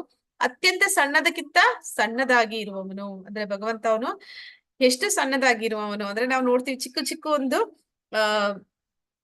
ಹುಳಗಳು ಅಥವಾ ಒಂದು ಏನಂತಾರೆ ಈ ಪುಟಾಣಿ ಅಂದ್ರೆ ಇರುವೆ ಇರ್ಬೋದು, ಅಥವಾ ಒಂದು ನಾವ್ ನೋಡಿದ್ರು ಕೂಡ ಕೆಲವೊಂದ್ಸಲ ನಾವು ಗಮನ ಇಟ್ಟು ನೋಡ್ಬೇಕಾಗುತ್ತೆ. ಅಷ್ಟು ಸಣ್ಣದಾಗಿರುವಂತಹ ಒಂದು ಜಂತುಗಳು ಇರ್ತವೆ. ಅವುಗಳಲ್ಲಿ ಕೂಡ ಭಗವಂತ ಪರಮಾತ್ಮನಾಗಿ ಇರ್ತಾನೆ. ಆದ ಕಾರಣ ಅವನು ಸಣ್ಣದಕ್ಕಿಂತ ಸಣ್ಣದಾಗಿ ಇರುವವನು, ಎಲ್ಲವನ್ನೂ ಪಾಲಿಸುವವನು, ಎಲ್ಲರನ್ನೂ ಕೂಡ ಅವನೇ ನೋಡ್ಕೊಳ್ಳುವಂತವನು. ಮತ್ತೆ ಎಲ್ಲ ಐಹಿಕ ಕಲ್ಪನೆಯನ್ನು ಮೀರಿದವನು, ನಮ್ಮ ಒಂದು ಕಲ್ಪನೆಗೆ ಮೀರಿದವನು. ಅವನು ಯಾವ ರೀತಿ ಕಲ್ಪನೆಗೆ ಮೀರಿದವನು ಅಂತಂದ್ರೆ ಇಲ್ಲಿ ಒಂದು ಉದಾಹರಣೆ ಕೊಡ್ತಾರೆ. ಏನಂತಂದ್ರೆ ಒಂದು ಅಣು ಅಂದ್ರೆ ಎಷ್ಟು ಚಿಕ್ಕದು ಅಂತ ಹೇಳ್ತಾರೆ. ಅಂದ್ರೆ ಅಣುರೇಣು ತೃಣಕಾಷ್ಟದಲ್ಲಿ ಇದ್ದಾನೆ ಅಂತ. ಹಾಗೆ ಅಣುವನ್ನ ವಿಭಜಿಸೋದಕ್ಕೆ ಆಗೋದಿಲ್ಲ ಅಂತ ವಿಜ್ಞಾನಿಗಳು ಹೇಳ್ತಾರೆ. ಆಮೇಲೆ ಅದನ್ನ ವಿಭಜನೆ ಮಾಡ್ತಾರೆ. ಅವರು ಅನೇಕ ಒಂದು ಯಂತ್ರಗಳನ್ನ ಬಳಸ್ತಾರೆ, ಮೈಕ್ರೋಸ್ಕೋಪ್, ಇನ್ನ ಎಂತೆಂತದ್ದು ಟೆಲಿಸ್ಕೋಪ್ ಆತರ ಎಲ್ಲ ಇಟ್ಕೊಂಡು ಅವರು ದೂರದಲ್ಲಿ ಇರುವಂತದ್ದು, ತುಂಬಾ ಚಿಕ್ಕದಾಗಿರುವಂತದ್ದು, ಎಲ್ಲವನ್ನು ಕೂಡ ಸೂಕ್ಷ್ಮವಾದದ್ದು ಎಲ್ಲವನ್ನು ಕೂಡ ಕಾಣ್ತಾರೆ. ಆದ್ರೆ ಅದರಲ್ಲಿ ಪರಮಾತ್ಮ ಇದ್ದಾನೆ, ಅವನ್ನ ಇದುವರೆಗೂ ಯಾರು ನೋಡ್ಲಿಕ್ಕೆ ಸಾಧ್ಯ ಆಗ್ಲಿಲ್ಲ. ಅಂದ್ರೆ ನಮ್ಮ ಒಂದು ಈ ಭೌತಿಕ ದೃಷ್ಟಿಯಿಂದ, ಭೌತಿಕ ಕಣ್ಣಿನಿಂದ ಆಗ್ಲಿ ಅಥವಾ ನಾವು ಮಾಡಿರುವಂತಹ ಒಂದು ಭೌತಿಕ ಯಂತ್ರಗಳಿಂದಾಗ್ಲಿ ಅವನನ್ನ ನೋಡ್ಲಿಕ್ಕೆ ಸಾಧ್ಯ ಇಲ್ಲ. ಅವನು ಅಷ್ಟು ಚಿಕ್ಕದ್ರಲ್ಲಿ ಚಿಕ್ಕದವನಾಗಿರ್ತಾನೆ, ಅಷ್ಟೇ ದೊಡ್ಡದ್ರಲ್ಲಿ ದೊಡ್ಡದು ಕೂಡ ಆಗಿರ್ತಾನೆ. ಅಂದ್ರೆ ಅವನ ದೇಹದ ಒಂದು ರೋಮಕೂಪಗಳು, ಆ ರಂಧ್ರಗಳಿಂದ ಈ ಬ್ರಹ್ಮಾಂಡಗಳು ಸೃಷ್ಟಿಯಾಗುತ್ತೆ. ಆ ಬ್ರಹ್ಮಾಂಡಗಳು ಎಷ್ಟು ದೊಡ್ಡ ದೊಡ್ಡ ಬ್ರಹ್ಮಾಂಡಗಳು ಅಂತಂದ್ರೆ ಅದರಲ್ಲಿ 7 ಊರ್ಧ್ವಲೋಕ, 7 ಅಧೋಲೋಕಗಳು ಎಲ್ಲವೂ ಕೂಡ ಇರುತ್ತೆ. ಅಷ್ಟು ದೊಡ್ಡ ದೊಡ್ಡ ಬ್ರಹ್ಮಾಂಡಗಳನ್ನ ರೋಮಕೂಪಗಳಿಂದ, ರಂಧ್ರಗಳಿಂದ ಅವು ಬರ್ತವೆ. ಆ ಒಂದು ಬ್ರಹ್ಮಾಂಡಗಳ ಒಳಗಡೆ ಭಗವಂತ ಅಣುರೇಣು ತೃಣಕಾಷ್ಟದಲ್ಲಿ ಇದ್ದಾನೆ, ಒಂದೊಂದು ಅಣುವಿನಲ್ಲೂ ಇದ್ದಾನೆ. ಅವನ ಒಂದು ಸ್ವರೂಪ, ಅವನ ಒಂದು ಶಕ್ತಿ ಅದು ಅಚಿಂತ್ಯ ಅಂತಂದ್ರೆ ನಮ್ಮ ಚಿಂತನೆಗೆ ಮೀರಿದು. ನಾವು ಅವನನ್ನ ನಮ್ಮ ಒಂದು ಈ ಒಂದು ಏನಂತಾರೆ ಲಿಮಿಟೆಡ್ ನಾಲೆಜ್ ಏನಂತಾರೆ ಅದಕ್ಕೆ, ನಮ್ಮ ಒಂದು ಸೀಮಿತ ಜ್ಞಾನದಿಂದ ಅವನನ್ನ ಅಳಿಲಿಕ್ಕೆ ಸಾಧ್ಯ ಇಲ್ಲ. ಹಾಗೆ ಅವನು ಮತ್ತು ಸದಾ ಒಬ್ಬ ಪುರುಷ ಎಂದು ಧ್ಯಾನಿಸಬೇಕು. ಅವನು ಯಾರು? ವ್ಯಕ್ತಿ, ದೇವೋತ್ತಮ ಪರಮ ಪುರುಷ. ಅವನು ಯಾವ ರೀತಿ ಇದ್ದಾನೆ? ಅವನು ಶ್ಯಾಮ ಸುಂದರ ರೂಪ, ಮತ್ತೆ ಅವನು ಸೂರ್ಯನಂತೆ ಪ್ರಕಾಶಿಸುವವನು. ಅಂದ್ರೆ ಭಗವಂತನ ದೇಹದಿಂದ ಪ್ರಜ್ವಲಿಸುವ ಆ ಒಂದು ಜ್ವಾಲೆ ಏನಿದೆ, ಆ ಒಂದು ಪ್ರಕಾಶ ಏನಿದೆ, ಅದನ್ನೇ ಇಲ್ಲಿ ನಾವು ಹೇಳುವಂತದ್ದು. ನಿರಾಕಾರವಾದಿಗಳು ಅದನ್ನೇ ನೋಡಿ ಏನಂತಾರೆ, ಭಗವಂತ ಅವನು ಒಂದು ಬೆಳಕು ಅಂತ ಕರೀತಾರೆ. ಅಂದ್ರೆ ಈಗ ಒಂದು ಬೆಳಕಿನ ಹಿಂದೆ ಯಾರಾದ್ರೂ ನಿಂತಿದ್ರೆ ಅವ್ರು ಕಾಣಲ್ಲ. ಹಾಗೆ ಈ ನಿರಾಕಾರವಾದಿಗಳಿಗೆ ಬೆಳಕಿನ ಹಿಂದೆ ಇರುವಂತಹ ಒಬ್ಬ ವ್ಯಕ್ತಿ, ಆ ಶ್ಯಾಮ ಸುಂದರ ಪುರುಷ, ಅವನು ಕಾಣಿಸೋದಿಲ್ಲ. ಆದ್ರೆ ಅವರು ಬರೀ ಬೆಳಕನ್ನೇ ಕಂಡು ಅವರು ಅದುವೇ ಭಗವಂತ ಅಂತ ಹೇಳ್ತಾರೆ. ಅಂದ್ರೆ ಭಗವಂತ ನಿರಾಕಾರ, ಅವನಿಗೆ ಒಂದು ರೂಪ ಇಲ್ಲ, ಅವನೊಂದು ಬೆಳಕು, ಶಕ್ತಿ ಅಂತ. ಮತ್ತೆ ದಿವ್ಯನಾಗಿ ಈ ಐಹಿಕ ಪ್ರಕೃತಿಗೆ ಅತೀತನಾಗಿರುವನು. ಅಂದ್ರೆ ಅವನು ಈ ಭೌತಿಕ ಪ್ರಕೃತಿಗೆ ಸತ್ವಗುಣ, ರಜೋಗುಣ, ತಮೋ ಗುಣಗಳು ಇವುಗಳಿಗೆ ಅವನು ಅತೀತನು, ಗುಣಾತೀತನು. ಅದರಲ್ಲಿ ಆ ಗುಣಗಳಲ್ಲಿ ಅವನಿಲ್ಲ, ಆದ್ರೆ ಆ ಗುಣಗಳ ನಿಯಂತ್ರಕ ಭಗವಂತ. ಈ ರೀತಿ ಅವನನ್ನ ನಾವು ನೆನೆಸ್ಬೇಕು. ಯಾವ ರೀತಿ ಸ್ಮರಣೆ ಮಾಡ್ಬೇಕಂದ್ರೆ ಈ ರೀತಿ ಅವನನ್ನ ಸ್ಮರಣೆ ಮಾಡ್ಬೇಕು ಅಂತ ಇಲ್ಲಿ ಹೇಳ್ತಾ ಇದ್ದಾರೆ. ಇದೆಲ್ಲ ಹೇಗೆ ನಾವು ಮಾಡಕ್ಕೆ ಸಾಧ್ಯ? ಸಾವಿನ ಸಂದರ್ಭದಲ್ಲಿ ಕೃಷ್ಣನನ್ನ ನೆನೆಸುವಾಗ ಅವನು ಕವಿಂ ಪುರಾಣಂ ಅನುಶಾಸ್ತಿರಂ ಶಾಸಿತಾರಂ ಮತ್ತೆ ಅಣೀಯಂಸ ಅನುಸ್ಮರೇತ್, ಈ ರೀತಿ ಅವನನ್ನ ಯೋಚನೆ ಮಾಡುವಂತದ್ದು. ನನ್ನ ಚಿಂತನೆಗೆ ಮೀರಿದವನು. ಇದೆಲ್ಲ ಹೇಗೆ ನಾವು ಮಾಡೋದಕ್ಕೆ ಸಾಧ್ಯ ಅಂತಂದ್ರೆ ಇಡೀ ಜೀವನ ನಾವು ಅವನ ಬಗ್ಗೆ ಈ ವಿಷಯಗಳನ್ನ ಕುರಿತು ಯಾವಾಗೆಲ್ಲ ನಾವು ಮಾತಾಡ್ತೀವಿ, ಮತ್ತೆ ಅವುಗಳ ಬಗ್ಗೆ ನಾವು ಮತ್ತೆ ಮತ್ತೆ ಕೇಳ್ತೀವಿ, ಹೇಳ್ತೀವಿ, ಆವಾಗ ಮಾತ್ರ ಅದು ನಾವು ನಮ್ಮ ಸಾವಿನ ಸಂದರ್ಭದಲ್ಲಿ ಸ್ಮರಣೆ ಮಾಡೋದಕ್ಕೆ, ಈ ರೀತಿ ಅವನನ್ನ ಸ್ಮರಣೆ ಮಾಡೋದಕ್ಕೆ ಸಾಧ್ಯ ಆಗುತ್ತೆ. ಇಲ್ಲ ಅಂದ್ರೆ ಅಷ್ಟು ಸುಲಭವಾಗಿ ನಮ್ಗೆ ಅಂತಹ ಒಂದು ಸ್ಮರಣೆ ಬರೋದಕ್ಕೆ ಸಾಧ್ಯ ಇಲ್ಲ. ಅನನ್ಯ ಚೇತಃ ಸತತಂ ಯೋಮಾಂ ಸ್ಮರತಿ ನಿತ್ಯಶಃ ತಸ್ಯಾಹಂ ಸುಲಭ ಪಾರ್ಥ ನಿತ್ಯಯುಕ್ತಸ್ಯ ಯೋಗಿನ. ಪಾರ್ಥ, ಅನನ್ಯ ಚಿತ್ತನಾಗಿ ಸದಾ ನನ್ನನ್ನು ಸ್ಮರಿಸುವವನಿಗೆ ನಾನು ಸುಲಭವಾಗಿ ಲಭ್ಯನು. ಭಕ್ತಿ ಸೇವೆಯಲ್ಲಿ ಅವನು ಸದಾ ನಿರತನಾಗಿರುವುದೇ ಇದಕ್ಕೆ ಕಾರಣ.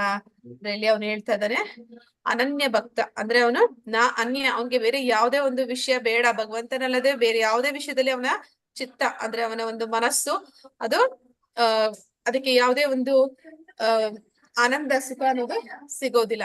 ಅವನು ಸದಾ ಸ್ಮರಣೆ ಮಾಡ್ತಾನೆ, ಅವನು ಸದಾ ಸ್ಮರಿಸ್ತಾನೆ, ಭಗವಂತನ ಸ್ಮರಣೆಯಲ್ಲೇ ಇರ್ತಾನೆ. ಅಂತವನು ಸುಲಭವಾಗಿ ಭಗವಂತನನ್ನ ಪಡ್ಕೊಳ್ತಾನೆ. ಭಕ್ತಿ ಸೇವೆಯಲ್ಲಿ ಅವನು ಸದಾ ಭಗವಂತನನ್ನ ನೆನೆಯುವುದೇ ಇದಕ್ಕೆ ಕಾರಣ ಅಂತ ಇಲ್ಲಿ ಹೇಳ್ತಾ ಇದ್ದಾನೆ. ಭೌತಿಕ ಜಗತ್ತು ಮತ್ತು ಆಧ್ಯಾತ್ಮಿಕ ಜಗತ್ತು ಇವುಗಳ ನಡುವಿನ ವ್ಯತ್ಯಾಸವೇನು? ಈಗ ನಾವು ನೋಡಿದ್ವಿ, ಭೌತಿಕ ಜಗತ್ತು ನಮ್ಗೆ ಬೇಡ, ನಾವು ಭಗವಂತನ ಧಾಮಕ್ಕೆ ಹೋಗ್ಬೇಕು ಅಂತ.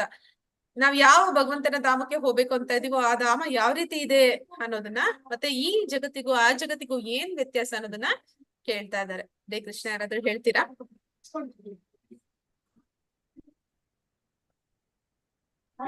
ಭೌತಿಕ ಜಗತ್ತು ನಮ್ದು, ಆಧ್ಯಾತ್ಮಿಕ ಜಗತ್ತು ಭಗವಂತಂದು. ಭೌತಿಕವಾಗಿ ನಾವಿಲ್ಲಿ ಏನೇನು ಬೇಕೋ ಅದೆಲ್ಲ ಆಧ್ಯಾತ್ಮಿಕ ಲೋಕದಲ್ಲಿ ಹೋದ್ರೆ ಅಲ್ಲಿ ಆರಾಮಾಗಿರ್ಬೋದು. ಇಲ್ಲಿ ಎಲ್ಲ ಇದೆ, ಕಷ್ಟ ಕೋಷ್ಟಲೆಗಳೆಲ್ಲ ಇದೆ ಇಲ್ಲಿ. ಸುಖ ಸುಖ ಸ್ವಲ್ಪ ಇದ್ರೆ ಕಷ್ಟಗಳು ಜಾಸ್ತಿ ಭೌತಿಕ ಜಗತ್ತಲ್ಲಿ.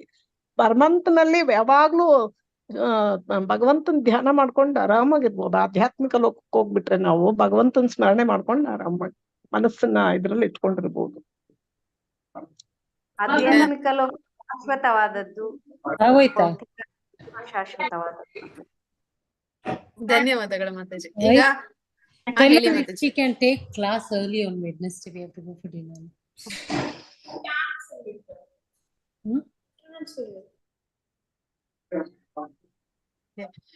ಈಗ ನೋಡೋಣ ಕೃಷ್ಣ ಏನ್ ಹೇಳ್ತಾನೆ ಅಂತ. ಮಾಮುಪೇತ್ಯ ಪುನರ್ಜನ್ಮ ದುಃಖಾಲಯಂ ನ ಶಾಶ್ವತಂ ನಾಪ್ನುವಂತಿ ಮಹಾತ್ಮನಃ ಸಂಸಿದ್ಧಿ ಪರಮಾಂ ಗತಃ.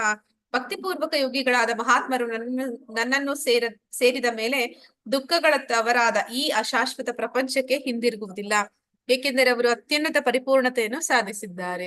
ಅಂದ್ರೆ ಇದನ್ನ ದುಃಖಾಲಯ ಅಂತ ಕರೀತಾರೆ. ಅಂದ್ರೆ ಇಲ್ಲಿ ನಿಜವಾಗ್ಲೂ ಇರುವಂತದ್ದೆಲ್ಲ ದುಃಖಗಳೇ.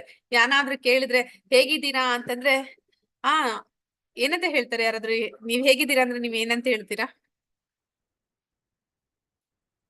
ಭಗವಂತನ ದಯದಿಂದ ಚೆನ್ನಾಗಿದ್ದೀವಿ ಅಂತೀವಿ.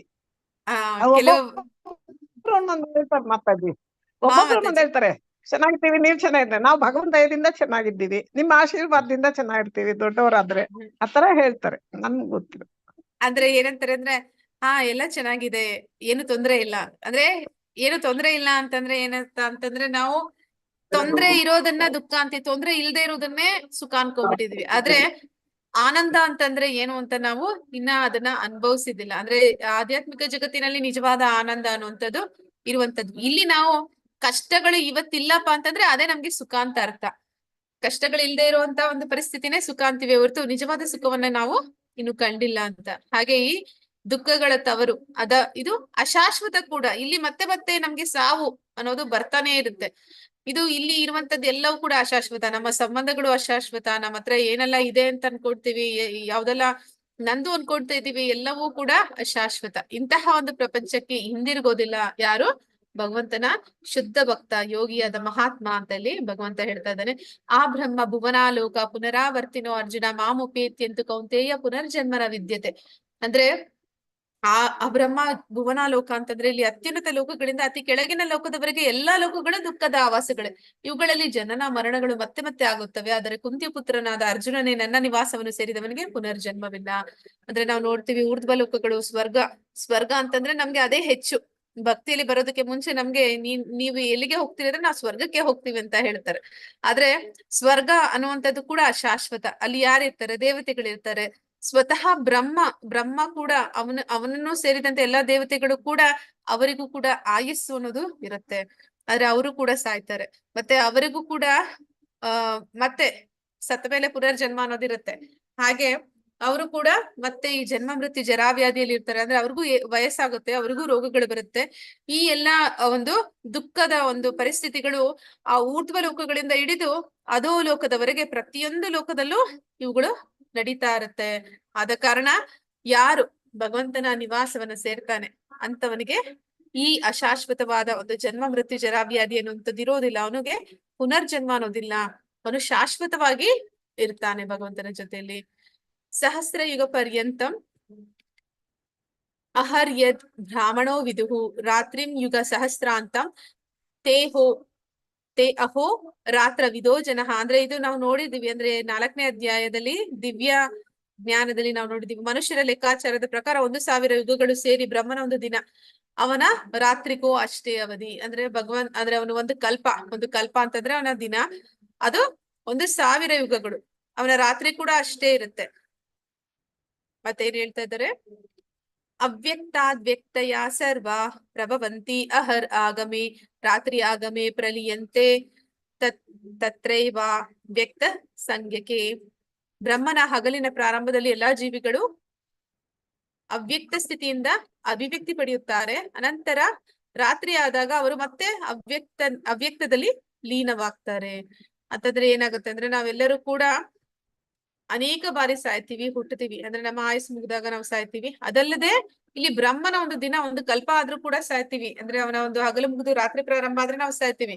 ಮನ್ವಂತರಗಳು ಅಂತ ಹೇಳಿದ್ವಿ, ಆ ಮನ್ವಂತರಗಳ ಒಂದು ಯಾವಾಗ ಒಂದು ಮನ್ವಂತರಗಳು ಮುಗಿಯುತ್ತೆ ಆಗ್ಲೂ ಕೂಡ ಒಂದು ಪ್ರಳಯ ಅನ್ನೋದು ಆಗುತ್ತೆ. ಹೀಗೆ ಅನೇಕ ಬಾರಿ ನಾವು ಸಾಯ್ತಾ ಇರ್ತೀವಿ. ಇಲ್ಲಿ ಬ್ರಹ್ಮನ ಒಂದು ವಿಷಯದಲ್ಲಿ ಹೇಳ್ತಾ ಇದ್ದಾರೆ, ಅವನ ಹಗಲಿನ ಪ್ರಾರಂಭದಲ್ಲಿ ಎಲ್ಲರೂ ಕೂಡ ಅವ್ಯಕ್ತ ಸ್ಥಿತಿಯಿಂದ ಅಭಿವ್ಯಕ್ತಿ ಪಡೆಯುತ್ತಾರೆ. ಅಂದ್ರೆ ನಾವೆಲ್ಲರೂ ಕೂಡ ಯಾವಾಗ ಈ ಪ್ರಳಯ ಆಗುತ್ತೆ ಆಗ ನಾವೆಲ್ಲರೂ ಕೂಡ ವಿಷ್ಣುವಿನ ಒಂದು ದೇಹದಲ್ಲಿ ಹೋಗಿ ಸೇರ್ಕೋತೀವಿ. ನಂತರ ಬ್ರಹ್ಮನ ರಾತ್ರಿ ಅಷ್ಟೇ ಸಮಯ ಇದೆ, ಅಂದ್ರೆ 1000 ಯುಗಗಳು ಸೇರಿ ಅವನ ರಾತ್ರಿ ಕೂಡ ಆಗುತ್ತೆ. ಆ ರಾತ್ರಿ ಮುಗಿದ ಮೇಲೆ ಮತ್ತೆ ಬೆಳಗಾಗುತ್ತೆ. ಬೆಳಗಾದಾಗ ನಾವೇನ್ ಮಾಡ್ತೀವಿ, ನಾವೆಲ್ಲರೂ ಕೂಡ ಅಂದ್ರೆ ನಾವೀಗ ನಿದ್ದೆ ಮಾಡ್ತೀವಿ ರಾತ್ರಿನಲ್ಲಿ, ನಾವು ನಿದ್ದೆ ಮಾಡುವ ಹಾಗೆ ಇಲ್ಲಿ ಬ್ರಹ್ಮನು ನಿದ್ದೆ ಮಾಡ್ತಾನೆ.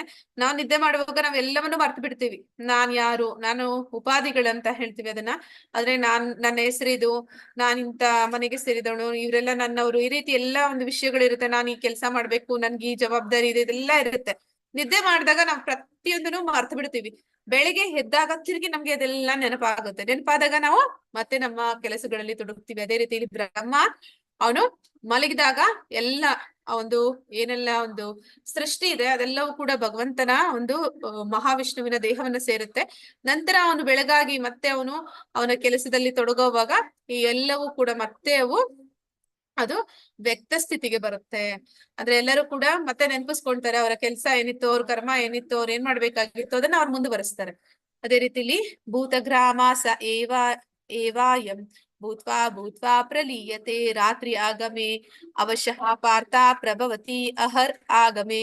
ಮತ್ತೆ ಬ್ರಹ್ಮನಿಗೆ ಹಗಲಾದಾಗ ಎಲ್ಲ ಜೀವಿಗಳು ಮತ್ತೆ ಹುಟ್ಟುತ್ತವೆ. ಬ್ರಹ್ಮನಿಗೆ ರಾತ್ರಿ ಆದಾಗ ಅವೆಲ್ಲ ನಿಸ್ಸಹಾಯಕವಾಗಿ ನಾಶವಾಗುತ್ತವೆ. ಅಂದ್ರೆ ಬ್ರಹ್ಮ ಅವನು ಮತ್ತೆ ರಾತ್ರಿ ಸಂದರ್ಭ ಬಂದಾಗ ಎಲ್ಲವೂ ಕೂಡ ನಾಶವಾಗುತ್ತೆ. ಮತ್ತೆ ಬೆಳಕಾದಾಗ ಅವೆಲ್ಲವೂ ಕೂಡ ಮತ್ತೆ ಹುಟ್ಟಿ ಬರ್ತವೆ. ಹೀಗೆ ಇದು ಮತ್ತೆ ಈ ಜನ್ಮ ಮೃತ್ಯು ಜರಾವ್ಯಾಧಿ ಅದು ಬಿಟ್ಟಿದ್ದಲ್ಲ. ಅಂದ್ರೆ ನಮ್ಮ ಆಯುಸ್ ಮುಗಿಯೋದು ಅದು. ಆಮೇಲೆ ಇಲ್ಲಿ ಬ್ರಹ್ಮನ ಒಂದು ಕಲ್ಪ ಮುಗಿದಾಗ್ಲೇ ಒಂದು ಭಾಗಶಃ ಪ್ರಳಯ ಆಗತ್ತೆ. ಅವನ 100 ವರ್ಷ ಅವನಿಗೆ ಆಯುಸ್ ಮುಗಿದಾಗ ಅಪೂರ್ಣ ಪ್ರಮಾಣದ ಪ್ರಳಯ ಆಗತ್ತೆ ಅಂತ ಹೇಳ್ತಾರೆ. ಹೀಗೆ ನಮ್ಮ ಒಂದು ಜೀವನ ಅದು ಅಶಾಶ್ವತವಾದದ್ದು, ಈ ಭೌತಿಕ ಜಗತ್ತು ಅನ್ನುವಂಥದ್ದು ಅಶಾಶ್ವತವಾದದ್ದು.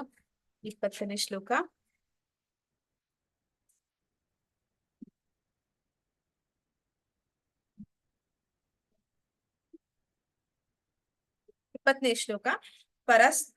ಪರಸ್ತಾಸ್ಮಾತ್ ಭವೋ ಅನ್ಯೋ ಅವ್ಯಕ್ತೋ ಅವ್ಯಕ್ತ ಸನಾತನಃ ಯಾಸ ಸರ್ವೇಷು ಭೂತೇಷು ನಾಶತ್ಸು ನ ವಿನಶ್ಯತಿ.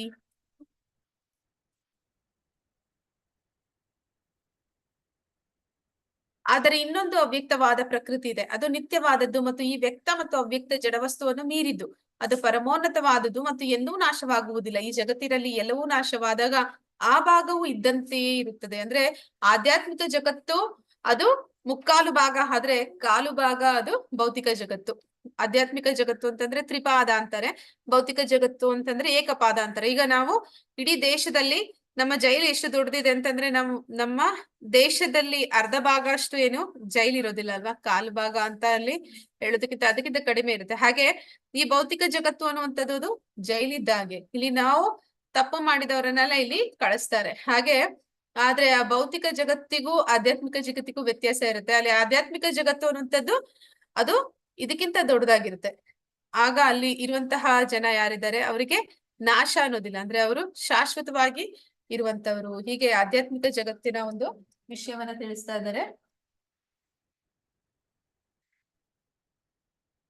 ಅವ್ಯಕ್ತೋ ಅಕ್ಷರ ಇತಿ ಉಕ್ತ ತಂ ಆಹು ಪರಮಾಂ ಗತಿಂ ಯಾ ಪ್ರಾಪ್ಯನ ನಿವರ್ತಂತೆ ತದ್ಧಾಮ ಪರಮಂ ಮಮ. ಈಗ ಭೌತಿಕ ಅಂದ್ರೆ ಆಧ್ಯಾತ್ಮಿಕ ಜಗತ್ತು ಅದು ಯಾವ ರೀತಿ ಇದೆ ಅಂದ್ರೆ ಇಲ್ಲಿ ನಮ್ಗೆ ಎಷ್ಟೆಲ್ಲ ಕಷ್ಟ ಇದೆ ಅನ್ನೋದನ್ನ ಹೇಳಿದಾಯ್ತು. ಅಶಾಶ್ವತ ದುಃಖಾಲಯ ಅಂತೆಲ್ಲ ಹೇಳಿದಾಯ್ತು.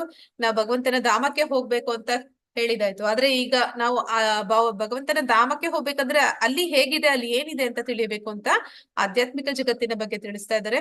ಯಾವುದನ್ನು ವೇದಾಂತಿಗಳು ಅವ್ಯಕ್ತ ಮತ್ತು ಅಕ್ಷರ ಚ್ಯುತಿರಹಿತ ಎಂದು ವರ್ಣಿಸುತ್ತಾರೋ, ಯಾವುದನ್ನು ಪರಮಗತಿ ಎಂದು ತಿಳಿಯುತ್ತಾರೋ, ಯಾವ ಸ್ಥಾನವನ್ನು ಒಮ್ಮೆ ಸೇರಿದರೆ ಮನುಷ್ಯನು ಎಂದೂ ಹಿಂದಿರುಗುವುದಿಲ್ಲವೋ ಅದು ನನ್ನ ಪರಮ ನಿವಾಸ. ಭಗವಂತನ ನಿವಾಸ, ಅವನಿಗೆ ಒಂದು ಪರ್ಮನೆಂಟ್ ಅಡ್ರೆಸ್ ಅನ್ನೋದು ಇದೆ. ಭಗವಂತ ಅವನು ಪರಮಾತ್ಮನಾಗಿ ಎಲ್ಲದರಲ್ಲೂ ಇದ್ದಾನೆ ನಿಜ, ಆದ್ರೆ ಅವನು ಭಗವಾನ್ ಅಂದ್ರೆ ಅವನಲ್ಲಿ ಷಡೈಶ್ವರ್ಯಗಳು ಇದೆ. ಆ ಷಡೈಶ್ವರ್ಯಗಳಿಂದ ಕೂಡಿದಂತ ಭಗವಂತ ಅವನಿಗೆ ಒಂದು ಪರಮ ನಿವಾಸ, ಅಂದ್ರೆ ಅವನಿಗೆ ಒಂದು ಶಾಶ್ವತ ಧಾಮ ಇದೆ. ಭಗವಂತನ ಒಂದು ಗೋಲೋಕ ವೃಂದಾವನ ಅದು ಯಾವ ರೀತಿ ಇದೆ, ಮತ್ತೆ ಅಲ್ಲಿಗೆ ಹೋದವರು ಏನಾಗ್ತಾರೆ ಅನ್ನೋದನ್ನ ಇಲ್ಲಿ ಪರಮಾತ್ಮ ಹೇಳ್ತಾ ಇದ್ದಾನೆ. ಯಾವ್ದನ್ನ ವೇದಾಂತಿಗಳು ಅವ್ಯಕ್ತ ಮತ್ತು ಅಕ್ಷರ ಅಂದ್ರೆ ಶಾಶ್ವತವಾದದ್ದು, ಅಕ್ಷರ ಅಕ್ಷರ ಅಕ್ಷರ ಅಂತಂದ್ರೆ ಚ್ಯುತಿ ಇಲ್ಲದು, ಶಾಶ್ವತವಾಗಿ ಇರುವಂತದ್ದು ಅಂತ ವರ್ಣಿಸ್ತಾರೋ ಆ ರೀತಿ ಇದೆ ಪರಮಗತಿ. ಅವನು ಪರಮಗತಿ ಎಂದು ತಿಳಿಯುತ್ತಾರೋ, ಯಾವ ಸ್ಥಾನವನ್ನು ಒಮ್ಮೆ ಸೇರಿದರೆ ಮನುಷ್ಯನು ಎಂದೂ ಹಿಂದಿರುಗುವುದಿಲ್ಲವೋ ಅದು ನನ್ನ ಪರಮ ನಿವಾಸ. ಅಲ್ಲಿಗೆ ಯಾರಾದ್ರೂ ಜೀವಿಗಳು ಪುಣ್ಯವನ್ನ ಮಾಡಿ, ಅದೇ ಭಕ್ತಿಯನ್ನ ಮಾಡಿ ಭಗವಂತನ ಧಾಮಕ್ಕೆ ಹೋದ್ರಂದ್ರೆ ಅವ್ರು ಮತ್ತೆ ಈ ಭೌತಿಕ ಜಗತ್ತಿಗೆ ಹಿಂದಿರುಗುವುದಿಲ್ಲ ಅಂತೇಳಿ ಪರಮಾತ್ಮ ಹೇಳ್ತಾ ಇದ್ದಾನೆ. ಇಲ್ಲಿ ಕೊಟ್ಟಿರುವಂತದ್ದು ಆ ಗೋಲೋಕ ವೃಂದಾವನ ಚಾರ್ಟ್ ಅಂತ ನಾವು ನೋಡ್ತಾ ಇದೀವಿ. ಇಲ್ಲಿ ಇದು ಕಾರಣೋದಕಶಾಹಿ ವಿಷ್ಣು, ಅವನ ರೋಮಕೂಪಗಳಿಂದ ಅನೇಕ ಬ್ರಹ್ಮಾಂಡಗಳು, ಇಲ್ಲಿ ನೋಡ್ತಿರುವಂತದ್ದೆಲ್ಲ ಅಂಡ ಅಂದರೆ ಮೊಟ್ಟೆ ರೂಪದಲ್ಲಿ ಇರುವಂತಹ ಬ್ರಹ್ಮಾಂಡಗಳು ಬಂದಿದೆ. ಪ್ರತಿಯೊಂದು ಬ್ರಹ್ಮಾಂಡದಲ್ಲೂ ಇಲ್ಲಿ ನಾವು ನೋಡ್ತೀವಿ ಬ್ರಹ್ಮ ಇದ್ದಾನೆ, ಗರ್ಭೋದಕಶಾಹಿ ವಿಷ್ಣು ಇದ್ದಾನೆ, ಅವನ ಉಕ್ಕಳೆ ಬಳ್ಳಿಯಿಂದ ಬ್ರಹ್ಮ ಬಂದಿದ್ದಾನೆ. ಇಲ್ಲಿ 7 ಊರ್ಧ್ವ ಲೋಕಗಳು, 7 ಅಧೋ ಲೋಕಗಳನ್ನ ಕೊಟ್ಟಿದ್ದಾರೆ. ಈ ರೀತಿ ಪ್ರತಿಯೊಂದು ಬ್ರಹ್ಮಾಂಡದಲ್ಲೂ ಇದೆ.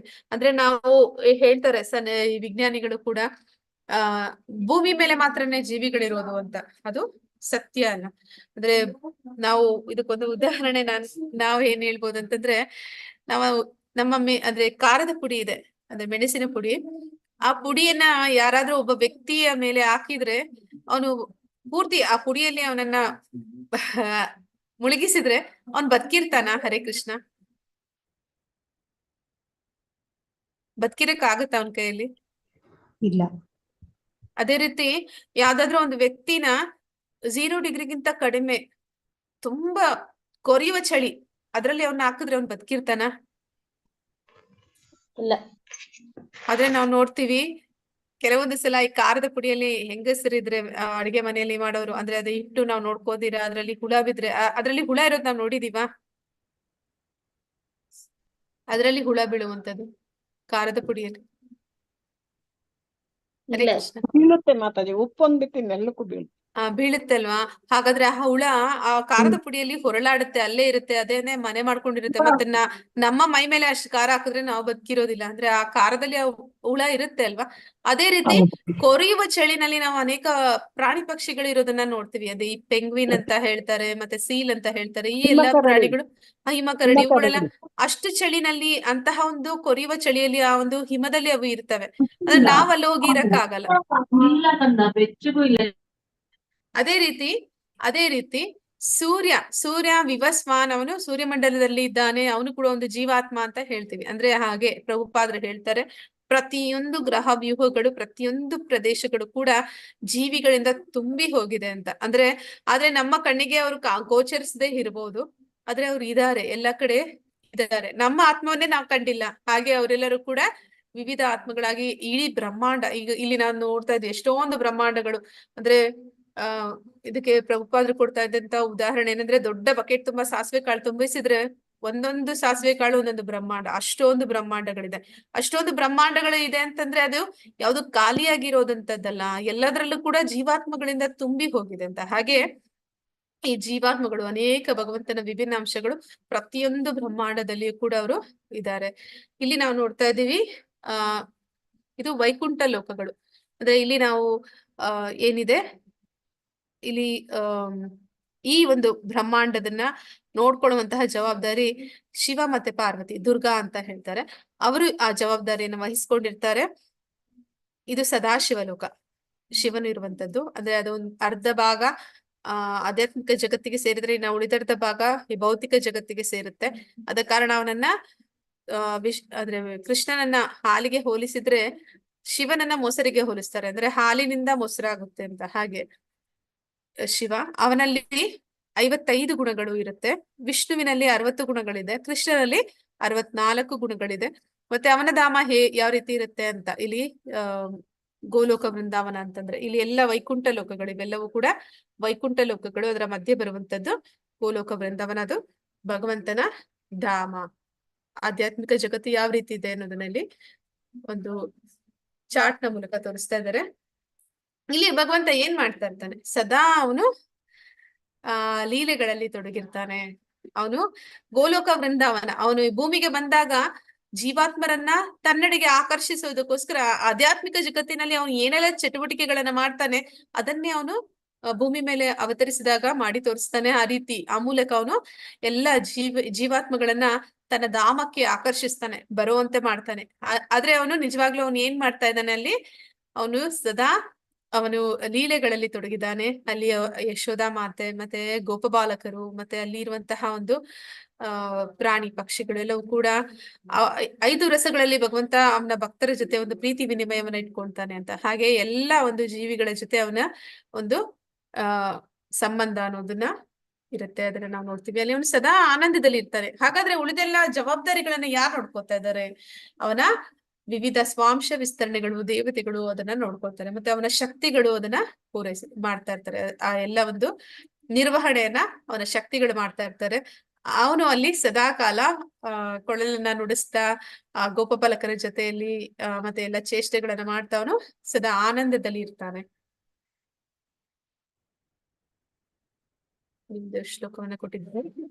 ಕೃಷ್ಣತ್ವದೀಯ ಪದ ಪಂಕಜ ಪಂಜರಾತಂ ಆದ್ಯಂ ವಮೇ ವಿಶತು ಮಾನಸ ರಾಜಹಂಸ ಪ್ರಾಣ ಪ್ರಯಾಣ ಸಮಯೇ ಕಫವಾತ ಪಿತ್ತೈ ಕಂಠಾವರೋಧನ ವಿದಾ ಸ್ಮರಣಂ ಕುತಸ್ತೆ.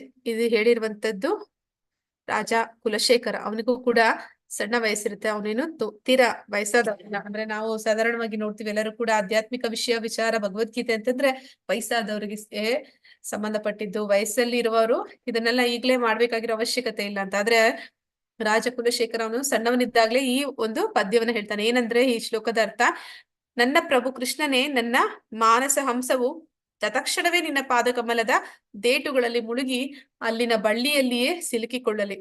ಇಲ್ಲದಿದ್ದರೆ ನಾನು ಕೊರೆಯುಸಿರು ಎಳೆಯುವಾಗ ನನ್ನ ಗಂಟಲು ಕೆಮ್ಮಿನಿಂದ ಕಟ್ಟಿ ಹೋಗಿರುವಾಗ ನಿನ್ನನ್ನು ಕುರಿತು ಚಿಂತಿಸಲು ನನಗೆ ಹೇಗೆ ಸಾಧ್ಯವಾದೀತು? ಅಂದ್ರೆ ಅವನು ಹೇಳ್ತಾ ಇದ್ದಾನೆ, ಈಗ ನಾನು ಆರೋಗ್ಯವಾಗಿದ್ದೀನಿ, ನಾನೀಗ ನಿನ್ನ ನಾಮಸ್ಮರಣೆಯನ್ನ ಉಚ್ಚಾರಣೆಯನ್ನ ಸರಿಯಾಗಿ ಮಾಡ್ತಾ ಇದ್ದೀನಿ. ಈಗ ನನ್ನ ಪ್ರಜ್ಞೆ ಮನಸ್ಸು ಎಲ್ಲವೂ ಕೂಡ ನನ್ನ ಒಂದು ಭಗವಂತನ ಪಾದಗಳಲ್ಲಿ ನಿಲ್ಲಿಸ್ಲಿಕ್ಕೆ ನನ್ನಿಂದ ಸಾಧ್ಯ ಆಗ್ತಿದೆ. ಭಗವಂತ ಈ ಕ್ಷಣ ನನ್ನನ್ನ ನಿನ್ನ ಹತ್ರ ಕರೆಸ್ಕೊ, ಈ ಕ್ಷಣ ನನಗೆ ಈ ದೇಹ ತ್ಯಾಗ ಆಗ್ಲಿ ಅಂತ ಕೇಳ್ತಾ ಇದ್ದಾನೆ.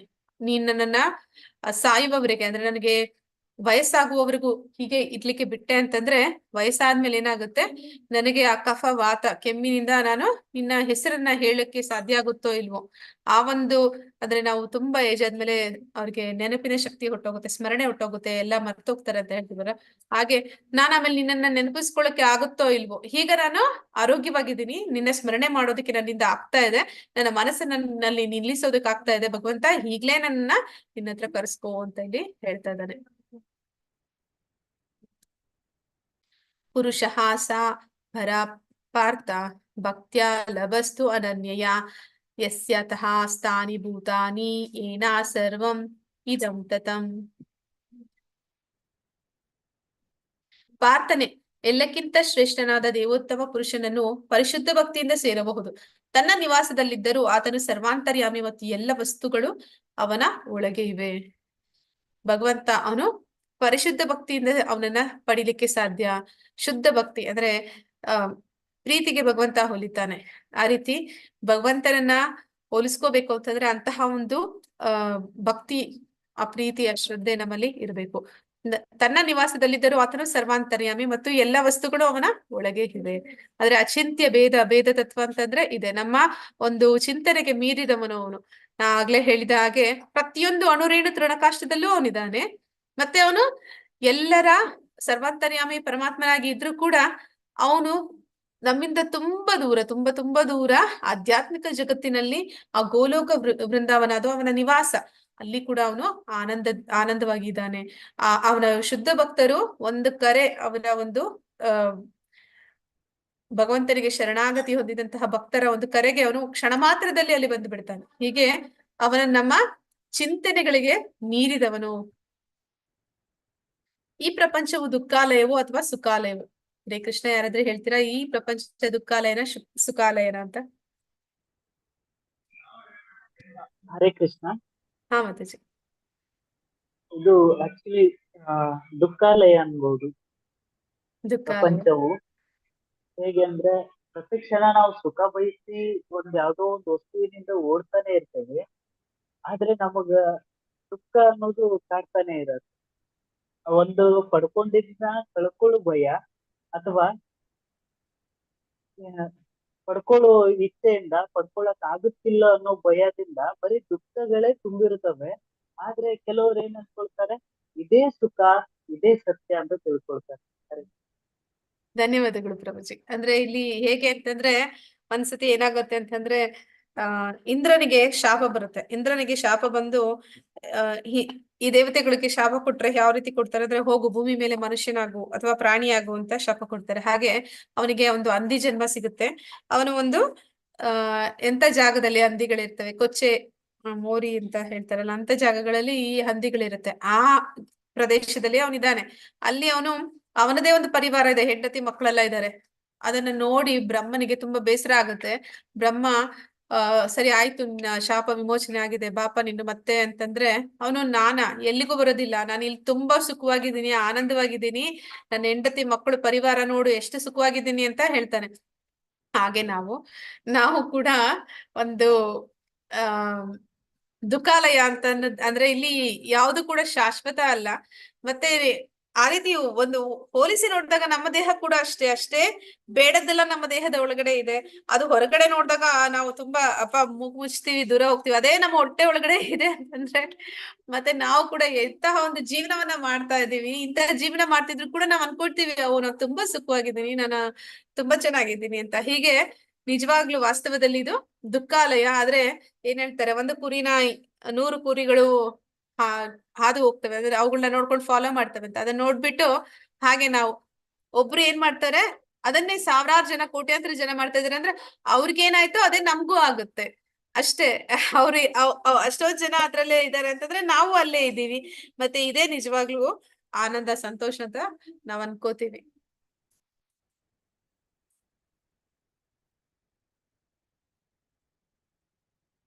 ವೇದೇಶು ಯಜ್ಞೇಶು ತಪಸ್ಸು ಚೈವ ದಾನೇಶು ಯತ್ ಪುಣ್ಯ ಫಲಂ ಪ್ರದಿಷ್ಟಂ ಆತ್ಯೇತಿ ಸತ್ ಸರ್ವಂ ಇದಂ ವಿದಿತ್ವಾ ಯೋಗಿ ಪರಂ ಸ್ಥಾನಂ ಉಪೈತಿ ಚಾದ್ಯಂ. ಭಕ್ತಿಪೂರ್ವಕ ಸೇವೆಯ ಮಾರ್ಗವನ್ನು ಸ್ವೀಕರಿಸುವವನು ವೇದಾಧ್ಯಯನ, ಯಜ್ಞಗಳ ಆಚರಣೆ, ದಾನ ಮಾಡುವುದು ಮತ್ತು ತಾತ್ವಿಕ ಮತ್ತು ಕಾಮ್ಯ ಕರ್ಮಗಳಿಂದ ಬರುವ ಫಲಗಳನ್ನು ಕಳೆದುಕೊಳ್ಳಬೇಕಾಗಿಲ್ಲ. ಭಕ್ತಿ ಸೇವೆ ಮಾಡಿದರೆ ಸಾಕು, ಆತನು ಇವೆಲ್ಲವನ್ನು ಪಡೆಯುತ್ತಾನೆ ಮತ್ತು ಕಡೆಯಲ್ಲಿ ಪರಮ ಶಾಶ್ವತ ನಿವಾಸವನ್ನು ಸೇರುತ್ತಾನೆ. ಭಕ್ತನಾದವನು ವೇದಗಳ ಅಧ್ಯಯನ ಮಾಡುವ ಅವಶ್ಯಕತೆ ಇಲ್ಲ. ಯಾಕಂದ್ರೆ ವೇದಗಳಲ್ಲಿ ಏನು ಅಂತ್ಯದಲ್ಲಿ ಅವ್ರು ಏನ್ ಹೇಳ್ತಾ ಇದಾರೆ, ಭಗವಂತನನ್ನ ತಿಳಿಬೇಕು, ಭಗವಂತನ ಭಕ್ತಿ ಮಾಡ್ಬೇಕು ಅಂತ. ಅದನ್ನೇ ಅವ್ನು ಮಾಡಿದ್ದಾಯ್ತು ಅಂತಂದ್ರೆ ಅವನು ಇಡೀ ವೇದಾಧ್ಯಯನ ಮಾಡಿದ ಹಾಗೆ. ಅವನು ಅಂದ್ರೆ ಪ್ರತ್ಯೇಕವಾಗಿ ವೇದಾಧ್ಯಯನ ಮಾಡುವಂತ ಅವಶ್ಯಕತೆ ಇಲ್ಲ. ಮತ್ತೆ ಯಜ್ಞಗಳ ಆಚರಣೆ, ಯಜ್ಞಗಳ ಭೋಕ್ತಾರ, ಯಜ್ಞ ಪುರುಷ ಅವನನ್ನೇ ತೃಪ್ತಿಪಡಿಸಿದ್ದಾನೆ. ಮತ್ತೆ ಯಜ್ಞಗಳಿಂದ ಬರುವಂತಹ ಎಲ್ಲ ಫಲಗಳು ಅವನಿಗೆ ಸಿಕ್ಕಿದ ಹಾಗೆ. ದಾನ ಮಾಡುವಂತದ್ದು ಅಂದ್ರೆ ಅವನು ಭಗವಂತನಿಗಾಗಿ ತನ್ನ ಬದುಕನ್ನೇ ಅವನು ತ್ಯಾಗ ಮಾಡಿದ್ದಾನೆ. ಇದಕ್ಕಿಂತ ದೊಡ್ಡ ದಾನ ಅವನು ಮಾಡ್ಬೇಕಾಗಿಲ್ಲ. ಯಾವುದೇ ದಾನ ಮಾಡಿದ್ರೆ ಅದರಿಂದ ಏನೆಲ್ಲ ಪುಣ್ಯ ಸಿಗುತ್ತೆ ಅದು ಅವನಿಗೆ ಸಿಕ್ಕಾಗಿದೆ. ಅಥವಾ ತಾತ್ವಿಕ ಮತ್ತು ಕಾಮ್ಯ ಕರ್ಮಗಳಿಂದ ಬರುವ ಫಲಗಳನ್ನು ಕಳೆದುಕೊಳ್ಳಬೇಕಾಗಿಲ್ಲ. ಅಂದ್ರೆ ಅವನು ವೇದಗಳ ಅಧ್ಯಯನ ಮಾಡೋದ್ರಿಂದ, ಯಜ್ಞಗಳ ಆಚರಣೆ ಮಾಡೋದ್ರಿಂದ, ದಾನ ಧರ್ಮಗಳನ್ನ ಮಾಡೋದ್ರಿಂದ, ಮತ್ತೆ ಕಾಮ್ಯ ಕರ್ಮಗಳು ಅಂದ್ರೆ ಅವನು ದೇವತೆಗಳನ್ನ ಆರಾಧನೆ ಮಾಡೋದ್ರಿಂದ ಏನೆಲ್ಲ ಅವನ್ಗೆ ಸಿಗುತ್ತೆ ಫಲಗಳು, ಅದೆಲ್ಲವನ್ನು ಒಬ್ಬ ಭಕ್ತಿ ಸೇವೆ ಮಾಡಿಯೇ ಪಡ್ಕೊಳ್ತಾನೆ. ಹೀಗೆ ಅವನು ಅಷ್ಟನ್ನ ಮಾತ್ರ ಅಲ್ಲ, ವೇದಾಧ್ಯಯನ, ಯಜ್ಞ, ದಾನ, ತಾತ್ವಿಕ ಕಾಮ್ಯ ಕರ್ಮಗಳು ಅದನ್ನೆಲ್ಲ ಮಾಡಿದ್ರು ಕೂಡ ಒಬ್ಬ ವ್ಯಕ್ತಿ ಅವನು ಭಗವಂತನ ಧಾಮಕ್ಕೆ ಹೋಗೋದಕ್ಕೆ ಸಾಧ್ಯ ಇಲ್ಲ. ಅದನ್ನೇ ಅವನು ಪಡಿತಾನೆ, ಶುದ್ಧ ಭಕ್ತನಾದವನು ಅಂತ ಇಲ್ಲಿ ಹೇಳ್ತಾನೆ. ಇಲ್ಲಿಗೆ ಇವತ್ತಿನ ಅಧ್ಯಾಯ ಮುಗಿದಿದೆ. ಅರ್ಜುನನ 8 ಪ್ರಶ್ನೆಗಳಿಗೆ ಉತ್ತರಿಸುತ್ತಾನೆ. ಫಸ್ಟ್ 7 ಪ್ರಶ್ನೆಗಳಿಗೆ ಅವನು ಒಂದೊಂದೇ ವಾಕ್ಯದಲ್ಲಿ ಹೇಳ್ಬಿಡ್ತಾನೆ. ಕೊನೆಯ ಪ್ರಶ್ನೆ ಭಗವಂತನನ್ನ ಹೇಗೆ, ಪರಮಾತ್ಮನನ್ನ ಹೇಗೆ ಹೊಂದುವುದು ಅನ್ನೋದಕ್ಕೆ ಇಡೀ ಅಧ್ಯಾಯವನ್ನೇ ಅವನು ಮೀಸಲಾಗಿಡ್ತಾನೆ. ಮತ್ತೆ ಸಾವಿನ ಸಮಯದಲ್ಲಿ ಕೃಷ್ಣನನ್ನ ನೆನಪಿಸಿಕೊಳ್ಳುವಂಥದ್ದು, ಹೇಗೆ ಕೃಷ್ಣನನ್ನ ನೆನಪಿಸಿಕೊಳ್ಬೇಕು, ಅವನನ್ನ ಅಚಿಂತ್ಯ ಅಂದ್ರೆ ಅವನ ಊಹೆಗೆ ಅತೀತನಾದವನು, ಅವನು ಎಲ್ಲರ ಪರಮ ನಿಯಾಮಕನು, ಅವನು ಎಲ್ಲವನ್ನೂ ತಿಳಿದಂತವನು, ಎಲ್ಲದಕ್ಕೂ ಅವನೇ ಮೂಲ, ಅವನೇ ಆದಿ, ಅವನು ಪುರುಷ ಅಂತೆಲ್ಲ ಹೇಳಿ ಅವನನ್ನ ಸಾವಿನ ಸಮಯದಲ್ಲಿ ನೆನಪಿಸ್ಕೋಬೇಕು ನಾವು ಅನ್ನೋದನ್ನ ನಾವು ನೋಡಿದ್ವಿ. ಯೋಗ ಮಿಶ್ರ ಭಕ್ತಿಯಿಂದ ಕೃಷ್ಣನನ್ನ ಸ್ಮರಿಸುವುದು ಅಂದ್ರೆ, ಯೋಗ ಮಿಶ್ರ ಅಂತಂದ್ರೆ ಇಲ್ಲಿ ಸ್ಲೈಡ್ಸ್ ಇರ್ಲಿಲ್ಲ, ನಾ ಹೇಳ್ದೆ ಅಷ್ಟಾಂಗ ಯೋಗಿ ಅಥವಾ ಷಟ್ಚಕ್ರ ಯೋಗಿ. ಅವನೇನ್ ಮಾಡ್ತಾನೆ, ಅವನ ದೇಹವನ್ನ ಅವನು ಯಾಂತ್ರಿಕವಾಗಿ, ಬಲವಂತವಾಗಿ ಅಂದ್ರೆ ಅವನೇ ಒಂದು ಪ್ರಯತ್ನ ಪೂರ್ವಕವಾಗಿ ಅದನ್ನ ಭಗವಂತನ ಧಾಮಕ್ಕೆ ತಗೊಂಡೋಗೋದಕ್ಕೆ ಅವನು ಎಂತಹ ಸಮಯದಲ್ಲಿ ದೇಹ ತ್ಯಾಗ ಮಾಡ್ಬೇಕು ಅಂತ ಲೆಕ್ಕಾಚಾರ ಮಾಡಿ, ಅದು ಉತ್ತರಾಯಣನ, ಅದು ಹಗಲಿನ ಸಮಯನ, ಅದು ಕೃಷ್ಣ ಪಕ್ಷವೋ ಶುಕ್ಲ ಪಕ್ಷವೋ ಎಲ್ಲವನ್ನು ನೋಡಿ ಅವನ ಒಂದು ಆತ್ಮವನ್ನ ಒಂದು ಸಹಸ್ರಾರು ಚಕ್ರ ಅಥವಾ ಬ್ರಹ್ಮರಂಧ್ರದ ಮೂಲಕ ಅವನು ಅದನ್ನ ಕಳಿಸಿಕೊಡ್ತಾನೆ. ಅವನು ಆಗ ಇಚ್ಛಿಸಿದ ಒಂದು ಲೋಕಕ್ಕೆ ಅವನು ಹೋಗುವಂತ ಶಕ್ತಿಯನ್ನು ಅವನು ಪಡಿತಾನೆ. ಶುದ್ಧ ಭಕ್ತಿಯಿಂದ ಕೃಷ್ಣನನ್ನ ಸ್ಮರಿಸುವುದು. ಶುದ್ಧ ಭಕ್ತರು ಯಾರಿದ್ದಾರೆ ಅವ್ರು ಈ ಸರ್ಕಸ್ ಎಲ್ಲ ಮಾಡೋ ಹಾಗೆ ಇಲ್ಲ, ಏನು ಪ್ರಯತ್ನ ಪಡ್ಬೇಕಾಗಿಲ್ಲ. ಕೃಷ್ಣನೇ ಅವರ ಒಂದು ಜವಾಬ್ದಾರಿಯನ್ನು ಅವನು ನೋಡ್ಕೋತಾನೆ. ಭೌತಿಕ ವಸ್ತು ಪ್ರಪಂಚ ಅಂದ್ರೆ ಆಧ್ಯಾತ್ಮಿಕ ಪ್ರಪಂಚ ಮತ್ತೆ ಭೌತಿಕ ಪ್ರಪಂಚಕ್ಕಿರುವಂತ ವ್ಯತ್ಯಾಸವನ್ನ ತಿಳಿಸ್ತಾರೆ. ಶುದ್ಧ ಭಕ್ತಿಯಿಂದಲೇ ಪರಮೋನ್ನತನನ್ನು ಸಾಧಿಸಲು ಸಾಧ್ಯ. ಯಾರು ಶುದ್ಧ ಭಕ್ತಿಯನ್ನ ಮಾಡ್ತಾರೆ ಅವರು ಯಾಗ, ಯಜ್ಞ, ದಾನ, ತಪಸ್ಸು ಅಥವಾ ಯಾವುದೇ ಒಂದು ಕಾಮ್ಯ ಕರ್ಮಗಳು ಅದನ್ನೆಲ್ಲ ಮಾಡ್ಬೇಕಾಗಿರುವ ಅವಶ್ಯಕತೆ ಇಲ್ಲ. ಅದೆಲ್ಲದರ ಫಲವನ್ನು ಪಡಿತಾನೆ. ಅಷ್ಟು ಮಾತ್ರ ಅಲ್ಲ, ಅವನು ಭಗವಂತನನ್ನು ಕೂಡ ಪಡ್ಕೊಂತಾನೆ. ಆದ್ರೆ ಈ ಜ್ಞಾನಿಗಳು, ತಪಸ್ವಿಗಳು ಅವರೆಲ್ಲರೂ ಕೂಡ ಭಗವಂತನನ್ನ ಪಡಿಲಿಕ್ಕೆ ಸಾಧ್ಯ ಇಲ್ಲ ಭಕ್ತಿ ಇಲ್ಲದೆ. ಇಲ್ಲಿಗೆ ಈ ಅಧ್ಯಾಯ ಮುಗಿದಿದೆ. ಯಾರಿಗಾದ್ರೂ ಏನಾದ್ರೂ ಪ್ರಶ್ನೆಗಳಿದ್ರೆ ಕೇಳ್ಬೋದು. ಹರೇ ಕೃಷ್ಣ. ಎಲ್ಲರೂ ದಯವಿಟ್ಟು ಅಟೆಂಡೆನ್ಸ್ ಹಾಕಿ.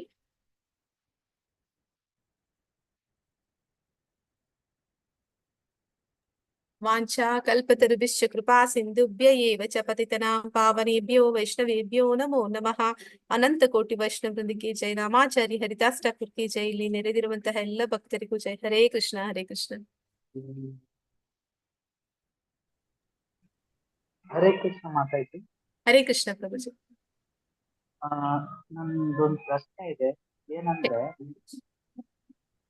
ಹೇಳಿ ಈಗ ಪ್ರಭುಜಿ. ನಾವು ಇಲ್ಲಿ ಕ್ಲಾಸ್ ಅಲ್ಲಿ ಅಟೆಂಡ್ ಆಗ್ತೀವಲ್ಲ ಮೇಡಮ್, ಅಂದ್ರೆ ಕ್ಲಾಸಿಗೆ ಅಟೆಂಡ್ ಆದಾಗ ನಮಗೆ ಕೇವಲ ಅದು ಮತ್ತೆ ನಾವು ತಿಳ್ಕೊಬೇಕಂತ ಅಟೆಂಡ್ ಆದಾಗ ಕೇಳಿಸ್ಕೊಳ್ತಿದ್ದೇವೆ. ಆದ್ರೆ ಒಬ್ಬರೇ ಕುತ್ಕೊಂಡು ಭಗವದ್ಗೀತೆನ ಓದ್ತಾ ಇರ್ಬೇಕಾದ್ರೆ ಅದು ಒಂದ್ ರೀತಿ ಆತ್ಮ ಅನುಭವಕ್ಕೆ ಬರ್ತಾ ಇದೆ ಅಂತ. ಅಂದ್ರೆ ನಾವೆಲ್ಲೋ ಒಂಥರ ಸ್ವರ್ಗದಲ್ಲಿ ಹೇಳ್ತಾ ಇದ್ದೇವೋ ಅಥವಾ ಏನೋ ಭಗವಂತನ ಜೊತೆಯಲ್ಲೇ ಮಾತಾಡ್ತಾ ಇದ್ದೇವೋ ಅಂತ ಅನಿಸ್ತದೆ. ಇದರಲ್ಲಿ ಯಾವ್ದು ಮಾಡಿರೋದಕ್ಕೆ ಕ್ಲಾಸಿಗೆ ಅಟೆಂಡ್ ಆಗಿ ಕೇವಲ ತಿಳ್ಕೊಂಡು, ಅಂದ್ರೆ ಇದು ಹೆಂಗ್ ಅನಿಸ್ತಾ ಇದೆ ಅಂದ್ರೆ ನಿಮ್ಗೆ, ಈಗ ನಾನು ಇಲ್ಲಿ ನಿಮ್ಮಿಂದ ತಿಳ್ಕೊಳ್ತೇನೆ, ಅದನ್ನ ಇನ್ನೊಬ್ರಿಗೆ ಹೇಳೋಗೋಸ್ಕರ ನೆನಪಿಟ್ಕೊಳ್ತಾ ಇದ್ದೇನೇನೋ ಅನಿಸ್ತದೆ. ಆದ್ರೆ ಒಬ್ಬನೇ ಅಲೋನ್ ತಿಳ್ಕೊಂಡು ಓದ್ತಾ ಇರ್ಬೇಕಾದ್ರೆ ಅದನ್ನ ನನ್ನ ಆತ್ಮ ಶುದ್ಧಿಗೋಸ್ಕರ ಓದ್ತಾ ಇದ್ದೇನೆ ಅಥವಾ ಪರಮಾತ್ಮನ ಜೊತೆ ಏನೋ ಅನುಭವ ಪಡಿತಾ ಇದ್ದೇನೆ ಅನ್ಸುತ್ತೆ. ಇದ್ರಲ್ಲಿ ಯಾವ್ದು ಮಾಡಿದ್ರೆ ಒಳ್ಳೇದು ಅಥವಾ ಯಾವ್ದು ಬೆಸ್ಟ್ ಅಂತೀರಾ? ಅಂದ್ರೆ ಪ್ರಭುಜಿ ಕ್ಲಾಸ್ ಕೇಳಿ ಆಮೇಲೆ ನೀವು ಓದಿ. ಅಂದ್ರೆ ಇಲ್ಲಿ ಏನ್ ಹೇಳ್ತಾರೆ ಅಂತಂದ್ರೆ ನಾವೆಲ್ಲರೂ ಕೂಡ ಅದೇ ರೀತಿ ಪುಸ್ತಕದಲ್ಲಿ ನಾವು ಓದಿದಾಗ ನಮ್ಮದೇ ಒಂದು ಅರ್ಥವನ್ನ ಕೊಡ್ತಾ ಇರ್ತೀವಿ. ಆದ್ರೆ ಯಾವಾಗ ಅದನ್ನ ಒಂದು ಪರಂಪರೆಯಲ್ಲಿ ಬಂದಂತಹ ಒಂದು ಜ್ಞಾನವನ್ನ ಪಡ್ಕೊಳ್ಳೋ ಪ್ರಯತ್ನ ಮಾಡ್ತೀವಿ. ಅಂದ್ರೆ ಕ್ಲಾಸ್ ಕೇಳ್ತಾ ಹೋಗ್ತೀವಿ, ಹೆಚ್ಚು ಕ್ಲಾಸ್ ಕೇಳ್ತೀವಿ. ಆಗ ಹೆಚ್ಚು ನಮ್ಗನ್ಸುತ್ತೆ ನಾನು ಇದನ್ನ ಯಾವ ರೀತಿ ಅರ್ಥೈಸ್ಕೊಂಡೆ, ಆದ್ರೆ ಅದು ಯಾವ ರೀತಿ ಇದೆ ಅಂತ. ಹಾಗೆ ನೀವು ಲೆವೆಲ್ 1ಗೆ ನಿಲ್ಲಿಸ್ಕೋಬೇಡಿ. ಲೆವೆಲ್ 2, ಲೆವೆಲ್ 3 ಹತ್ರ ಅದನ್ನ ಆಳವಾದ ಅಧ್ಯಯನ ಮಾಡಿ. ಹಾಗೆ ಆ ರೀತಿ ಮಾಡುವಾಗ ಏನಾಗುತ್ತೆ ಅಂದ್ರೆ ಪ್ರತಿಯೊಂದು ಶ್ಲೋಕವನ್ನು ತಿಳಿಸ್ತಾರೆ. ಪರಿಪೂರ್ಣ ಭಗವದ್ಗೀತೆನ ಓದೋದಕ್ಕೆ 1 ವರ್ಷ ಹಿಡಿಯುತ್ತೆ. ಆಮೇಲೆ ನಿಮ್ಗೆ ಅನ್ಸುತ್ತೆ ನೀವು ಅದನ್ನ ಮೊದಲೇ ಓದಿದಾಗ ಅದನ್ನ ಯಾವ ರೀತಿ ಅರ್ಥೈಸ್ಕೊಂಡ್ರಿ. ಅಂದ್ರೆ ಭಗವದ್ಗೀತೆ ಅನ್ನೋಂಥದ್ದು ಹೇಗೆ ಅಂತಂದ್ರೆ ನೀವ್ ಎಷ್ಟು ಸತಿ ಓದಿದ್ರು ಕೂಡ ಹೊಸ ವಿಷಯಗಳು ನಿಮ್ಗೆ ಅದರಿಂದ ಸಿಗುತ್ತೆ. ಅಂದ್ರೆ ಕೃಷ್ಣ ಅದು ಭಗವಂತ ಕೊಟ್ಟಿರುವಂತದ್ದು. ಭಗವದ್ಗೀತೆ ಅನ್ನೋದ್ರಲ್ಲಿ ನಿಮ್ಗೆ ಏನೇನೋ ಆಶ್ಚರ್ಯ ಅಥವಾ ಅನುಮಾನ ಬರೋದಿಲ್ಲ. ಹೌದು, ಭಗವಂತ ಕೊಟ್ಟಿದ್ದಾನೆ. ಆದ ಕಾರಣ ಯಾವುದೇ ವ್ಯಕ್ತಿ ಯಾವುದೇ ರೀತಿ ಯಾವುದೇ ಒಂದು ಮನಸ್ಥಿತಿಯಲ್ಲಿ ಅದ ಓದಿದ್ರು ಕೂಡ ಅದ್ರಲ್ಲಿ ಹೊಸತನ ಅನ್ನೋದಿರುತ್ತೆ, ಹೊಸ ವಿಷಯ ಅನ್ನೋದಿರುತ್ತೆ. ನಿಮ್ಗೆ ಮತ್ತೆ ಅದೇನಂತಾರೆ ಸಾಕ್ಷಾತ್ಕಾರ ಅಂತ ಹೇಳ್ತಾರೆ, ಅದಾಗ್ತಾ ಹೋಗುತ್ತೆ ಪ್ರಭುಜಿ. ಹೌದು ಮಾತಾಜಿ. ನಾನು ಅಂದ್ರೆ ಸೆಕೆಂಡ್ ಟೈಮ್ ನಾನು ಓದಿದೆ ಭಗವದ್ಗೀತೆ ಫಸ್ಟ್ ಟೈಮ್ ಓದ್ತಾ ಇರ್ಬೇಕಾದ್ರೆ ನನ್ಗೆ ಕೇವಲ ಏನಿತ್ತಂದ್ರೆ ಅದರಿಂದ ನಾನು ಅಂದ್ರೆ ಫಿಲ್ಮಿಗೆಲ್ಲ ಬರೀತಾ ಇದ್ದೆ ಕತೆ. ಆಗ ಏನ್ ಅನಿಸ್ತಾ ಇತ್ತು ಅಂದ್ರೆ ನಾನು ಫಿಲ್ಮಿಗೋಸ್ಕರ ಓದ್ತಾ ಇದ್ದೇನೆ ಅಂತ ಅದೇ ಮೈಂಡ್ ಅಲ್ಲಿ ಇರ್ತಿತ್ತು. ಮತ್ತೆ ನನ್ಗೆ ಆಗ ಭಕ್ತಿ ಕಡೆ ಅಷ್ಟು ಇದಿರ್ಲಿಲ್ಲ. ಅಂದ್ರೆ ನಾನು ಸೈನ್ಸೇ ಅಂದ್ರೆ ನನಗೆ ಸೈನ್ಸ್ ಅಲ್ಲಿ ಎಂಡಿಂಗ್ ಕಾಣ್ತಾ ಇತ್ತು, ಆದ್ರೆ ಭಕ್ತಿಯಲ್ಲಿ ಎಂಡಿಂಗ್ ಕಾಣ್ತಾ ಇರ್ಲಿಲ್ಲ. ಆದ್ರೆ ಸೈನ್ಸ್ ಅಂದ್ರೆ ಅಧ್ಯಾತ್ಮಿಕ ಏನ್ ಕಾಣ್ತೀವಿ ಮನುಷ್ಯ ಅದನ್ನೇ ನಿಜ ಅಂತ ತಿಳ್ಕೊಳ್ತಾನಲ್ಲ, ಇನ್ನೂ ಒಂದು ಪ್ರಪಂಚ ಒಳಗೆ ಉಂಟು ಅನ್ನೋದನ್ನ ಮರೆತಿರ್ತದೆ. ಸೊ ಆ ಪ್ರಪಂಚ ಅಂತ ಅನ್ಸ್ಬೇಕಾದ್ರೆ ನನಗೆ 2ನೇ ಸಲ ಅಧ್ಯಯನ ಓದ್ಬೇಕಾಯ್ತು ಭಗವದ್ಗೀತೆ. ಆಗ ನನಗೆ ಅದು ಅರ್ಥ ಇನ್ನು 3ನೇ ಬ್ಯಾಕ್ಗ್ರೌಂಡ್ ಅಂದ್ರೆ ನೀನು ಈಗ ನಿಮ್ಮ ಜೊತೆ ಅಥವಾ ಇಲ್ಲಿ ಒಂದ್ ಕೈ ಕೊಡ್ತಿದ್ದಾಗಿ ಇನ್ನೂ ಅನುಭವ ಸಿಗ್ಬೋದು ಅಂತ ಅನಿಸ್ತದೆ. ನನ್ಗೆ ಮತ್ತೆ ಇನ್ನೊಂದೇನಂದ್ರೆ ಭಗವತ್ ಪುರಾಣ ಇದೆಯಲ್ಲ, ಅದರಲ್ಲಿ ಇದು ಮನಸ್ಸಿಗೆ ಅಥವಾ ಆತ್ಮಕ್ಕೆ ಸಂಬಂಧಪಟ್ಟಿದ್ರೆ ನಮ್ಮನ್ನ ಪ್ರೇರೇಪಿಸುವುದು, ಅಧ್ಯಾತ್ಮದ ಕಡೆ ಹೆಚ್ಚು ಪ್ರೇರೇಪಿಸುವುದಂದ್ರೆ ಭಗವತ್ ಪುರಾಣ ಅನ್ಸುತ್ತೆ. ಯಾಕಂದ್ರೆ ಭಗವದ್ಗೀತೆ ಅರ್ಥ ಆಗ್ಬೇಕಂದ್ರೆ ಮೊದಲು ಭಗವತ್ ಪುರಾಣ ಓದ್ಬೇಕನ್ಸುತ್ತೆ ನಮ್ಗೆ. ಅಂದ್ರೆ ನಾನ್ ಭಗವತ್ ಪುರಾಣನ ಒಂದು ಆಚಾರ್ಯರು ಹೇಳಿರುವಂತ ವಿಡಿಯೋ ಇದಾವೆ, ಅದರಿಂದ ನಾನು ತಿಳ್ಕೊಂಡೆ. ಅಲ್ಲಿ ಏನಾಯ್ತು ಅಂದ್ರೆ ನನಗೆ ಇನ್ನೂ ಹೆಚ್ಚು ಆಸಕ್ತಿ ಭಗವದ್ಗೀತೆಯಲ್ಲಿ ಉಂಟು ಮಾಡಿದ್ದು ಭಗವತ್ ಪುರಾಣ. ಆ ಭಗವತ್ ಪುರಾಣದಲ್ಲಿ ಬರೋ ಪ್ರತಿಯೊಂದು ಕಥೆನೂ ನನ್ನನ್ನ ಇನ್ಸ್ಪೈರ್ ಮಾಡ್ತಾ ಇತ್ತು. ಈ ಭಕ್ತಿ ಮಾರ್ಗದಲ್ಲಿ ಅಥವಾ ಭಗವದ್ಗೀತೆಯನ್ನು ಓದು, ಕೃಷ್ಣನಿಗೆ ಶರಣು, ಕೃಷ್ಣ ಪ್ರಜ್ಞೆಯಲ್ಲಿ ಇದು ಮಾಡೋದು. ಇನ್ನೊಂದೇನಂದ್ರೆ ಬಾಕಿ ಟೈಮಲ್ಲಿ ನಾವು ಕೃಷ್ಣ ಪ್ರಜ್ಞೆಯಲ್ಲಿ ಅಂದ್ರೆ ಸಮಾಧಿ ಅಂತಾರಲ್ಲ, ಆ ತರ ಸಮಾಧಿ ಅಂದ್ರೆ ಯಾವುದೇ ಯೋಚನೆ ಇರುವುದಿಲ್ಲ ಮನುಷ್ಯನ ಮನಸ್ಸಲ್ಲಿ.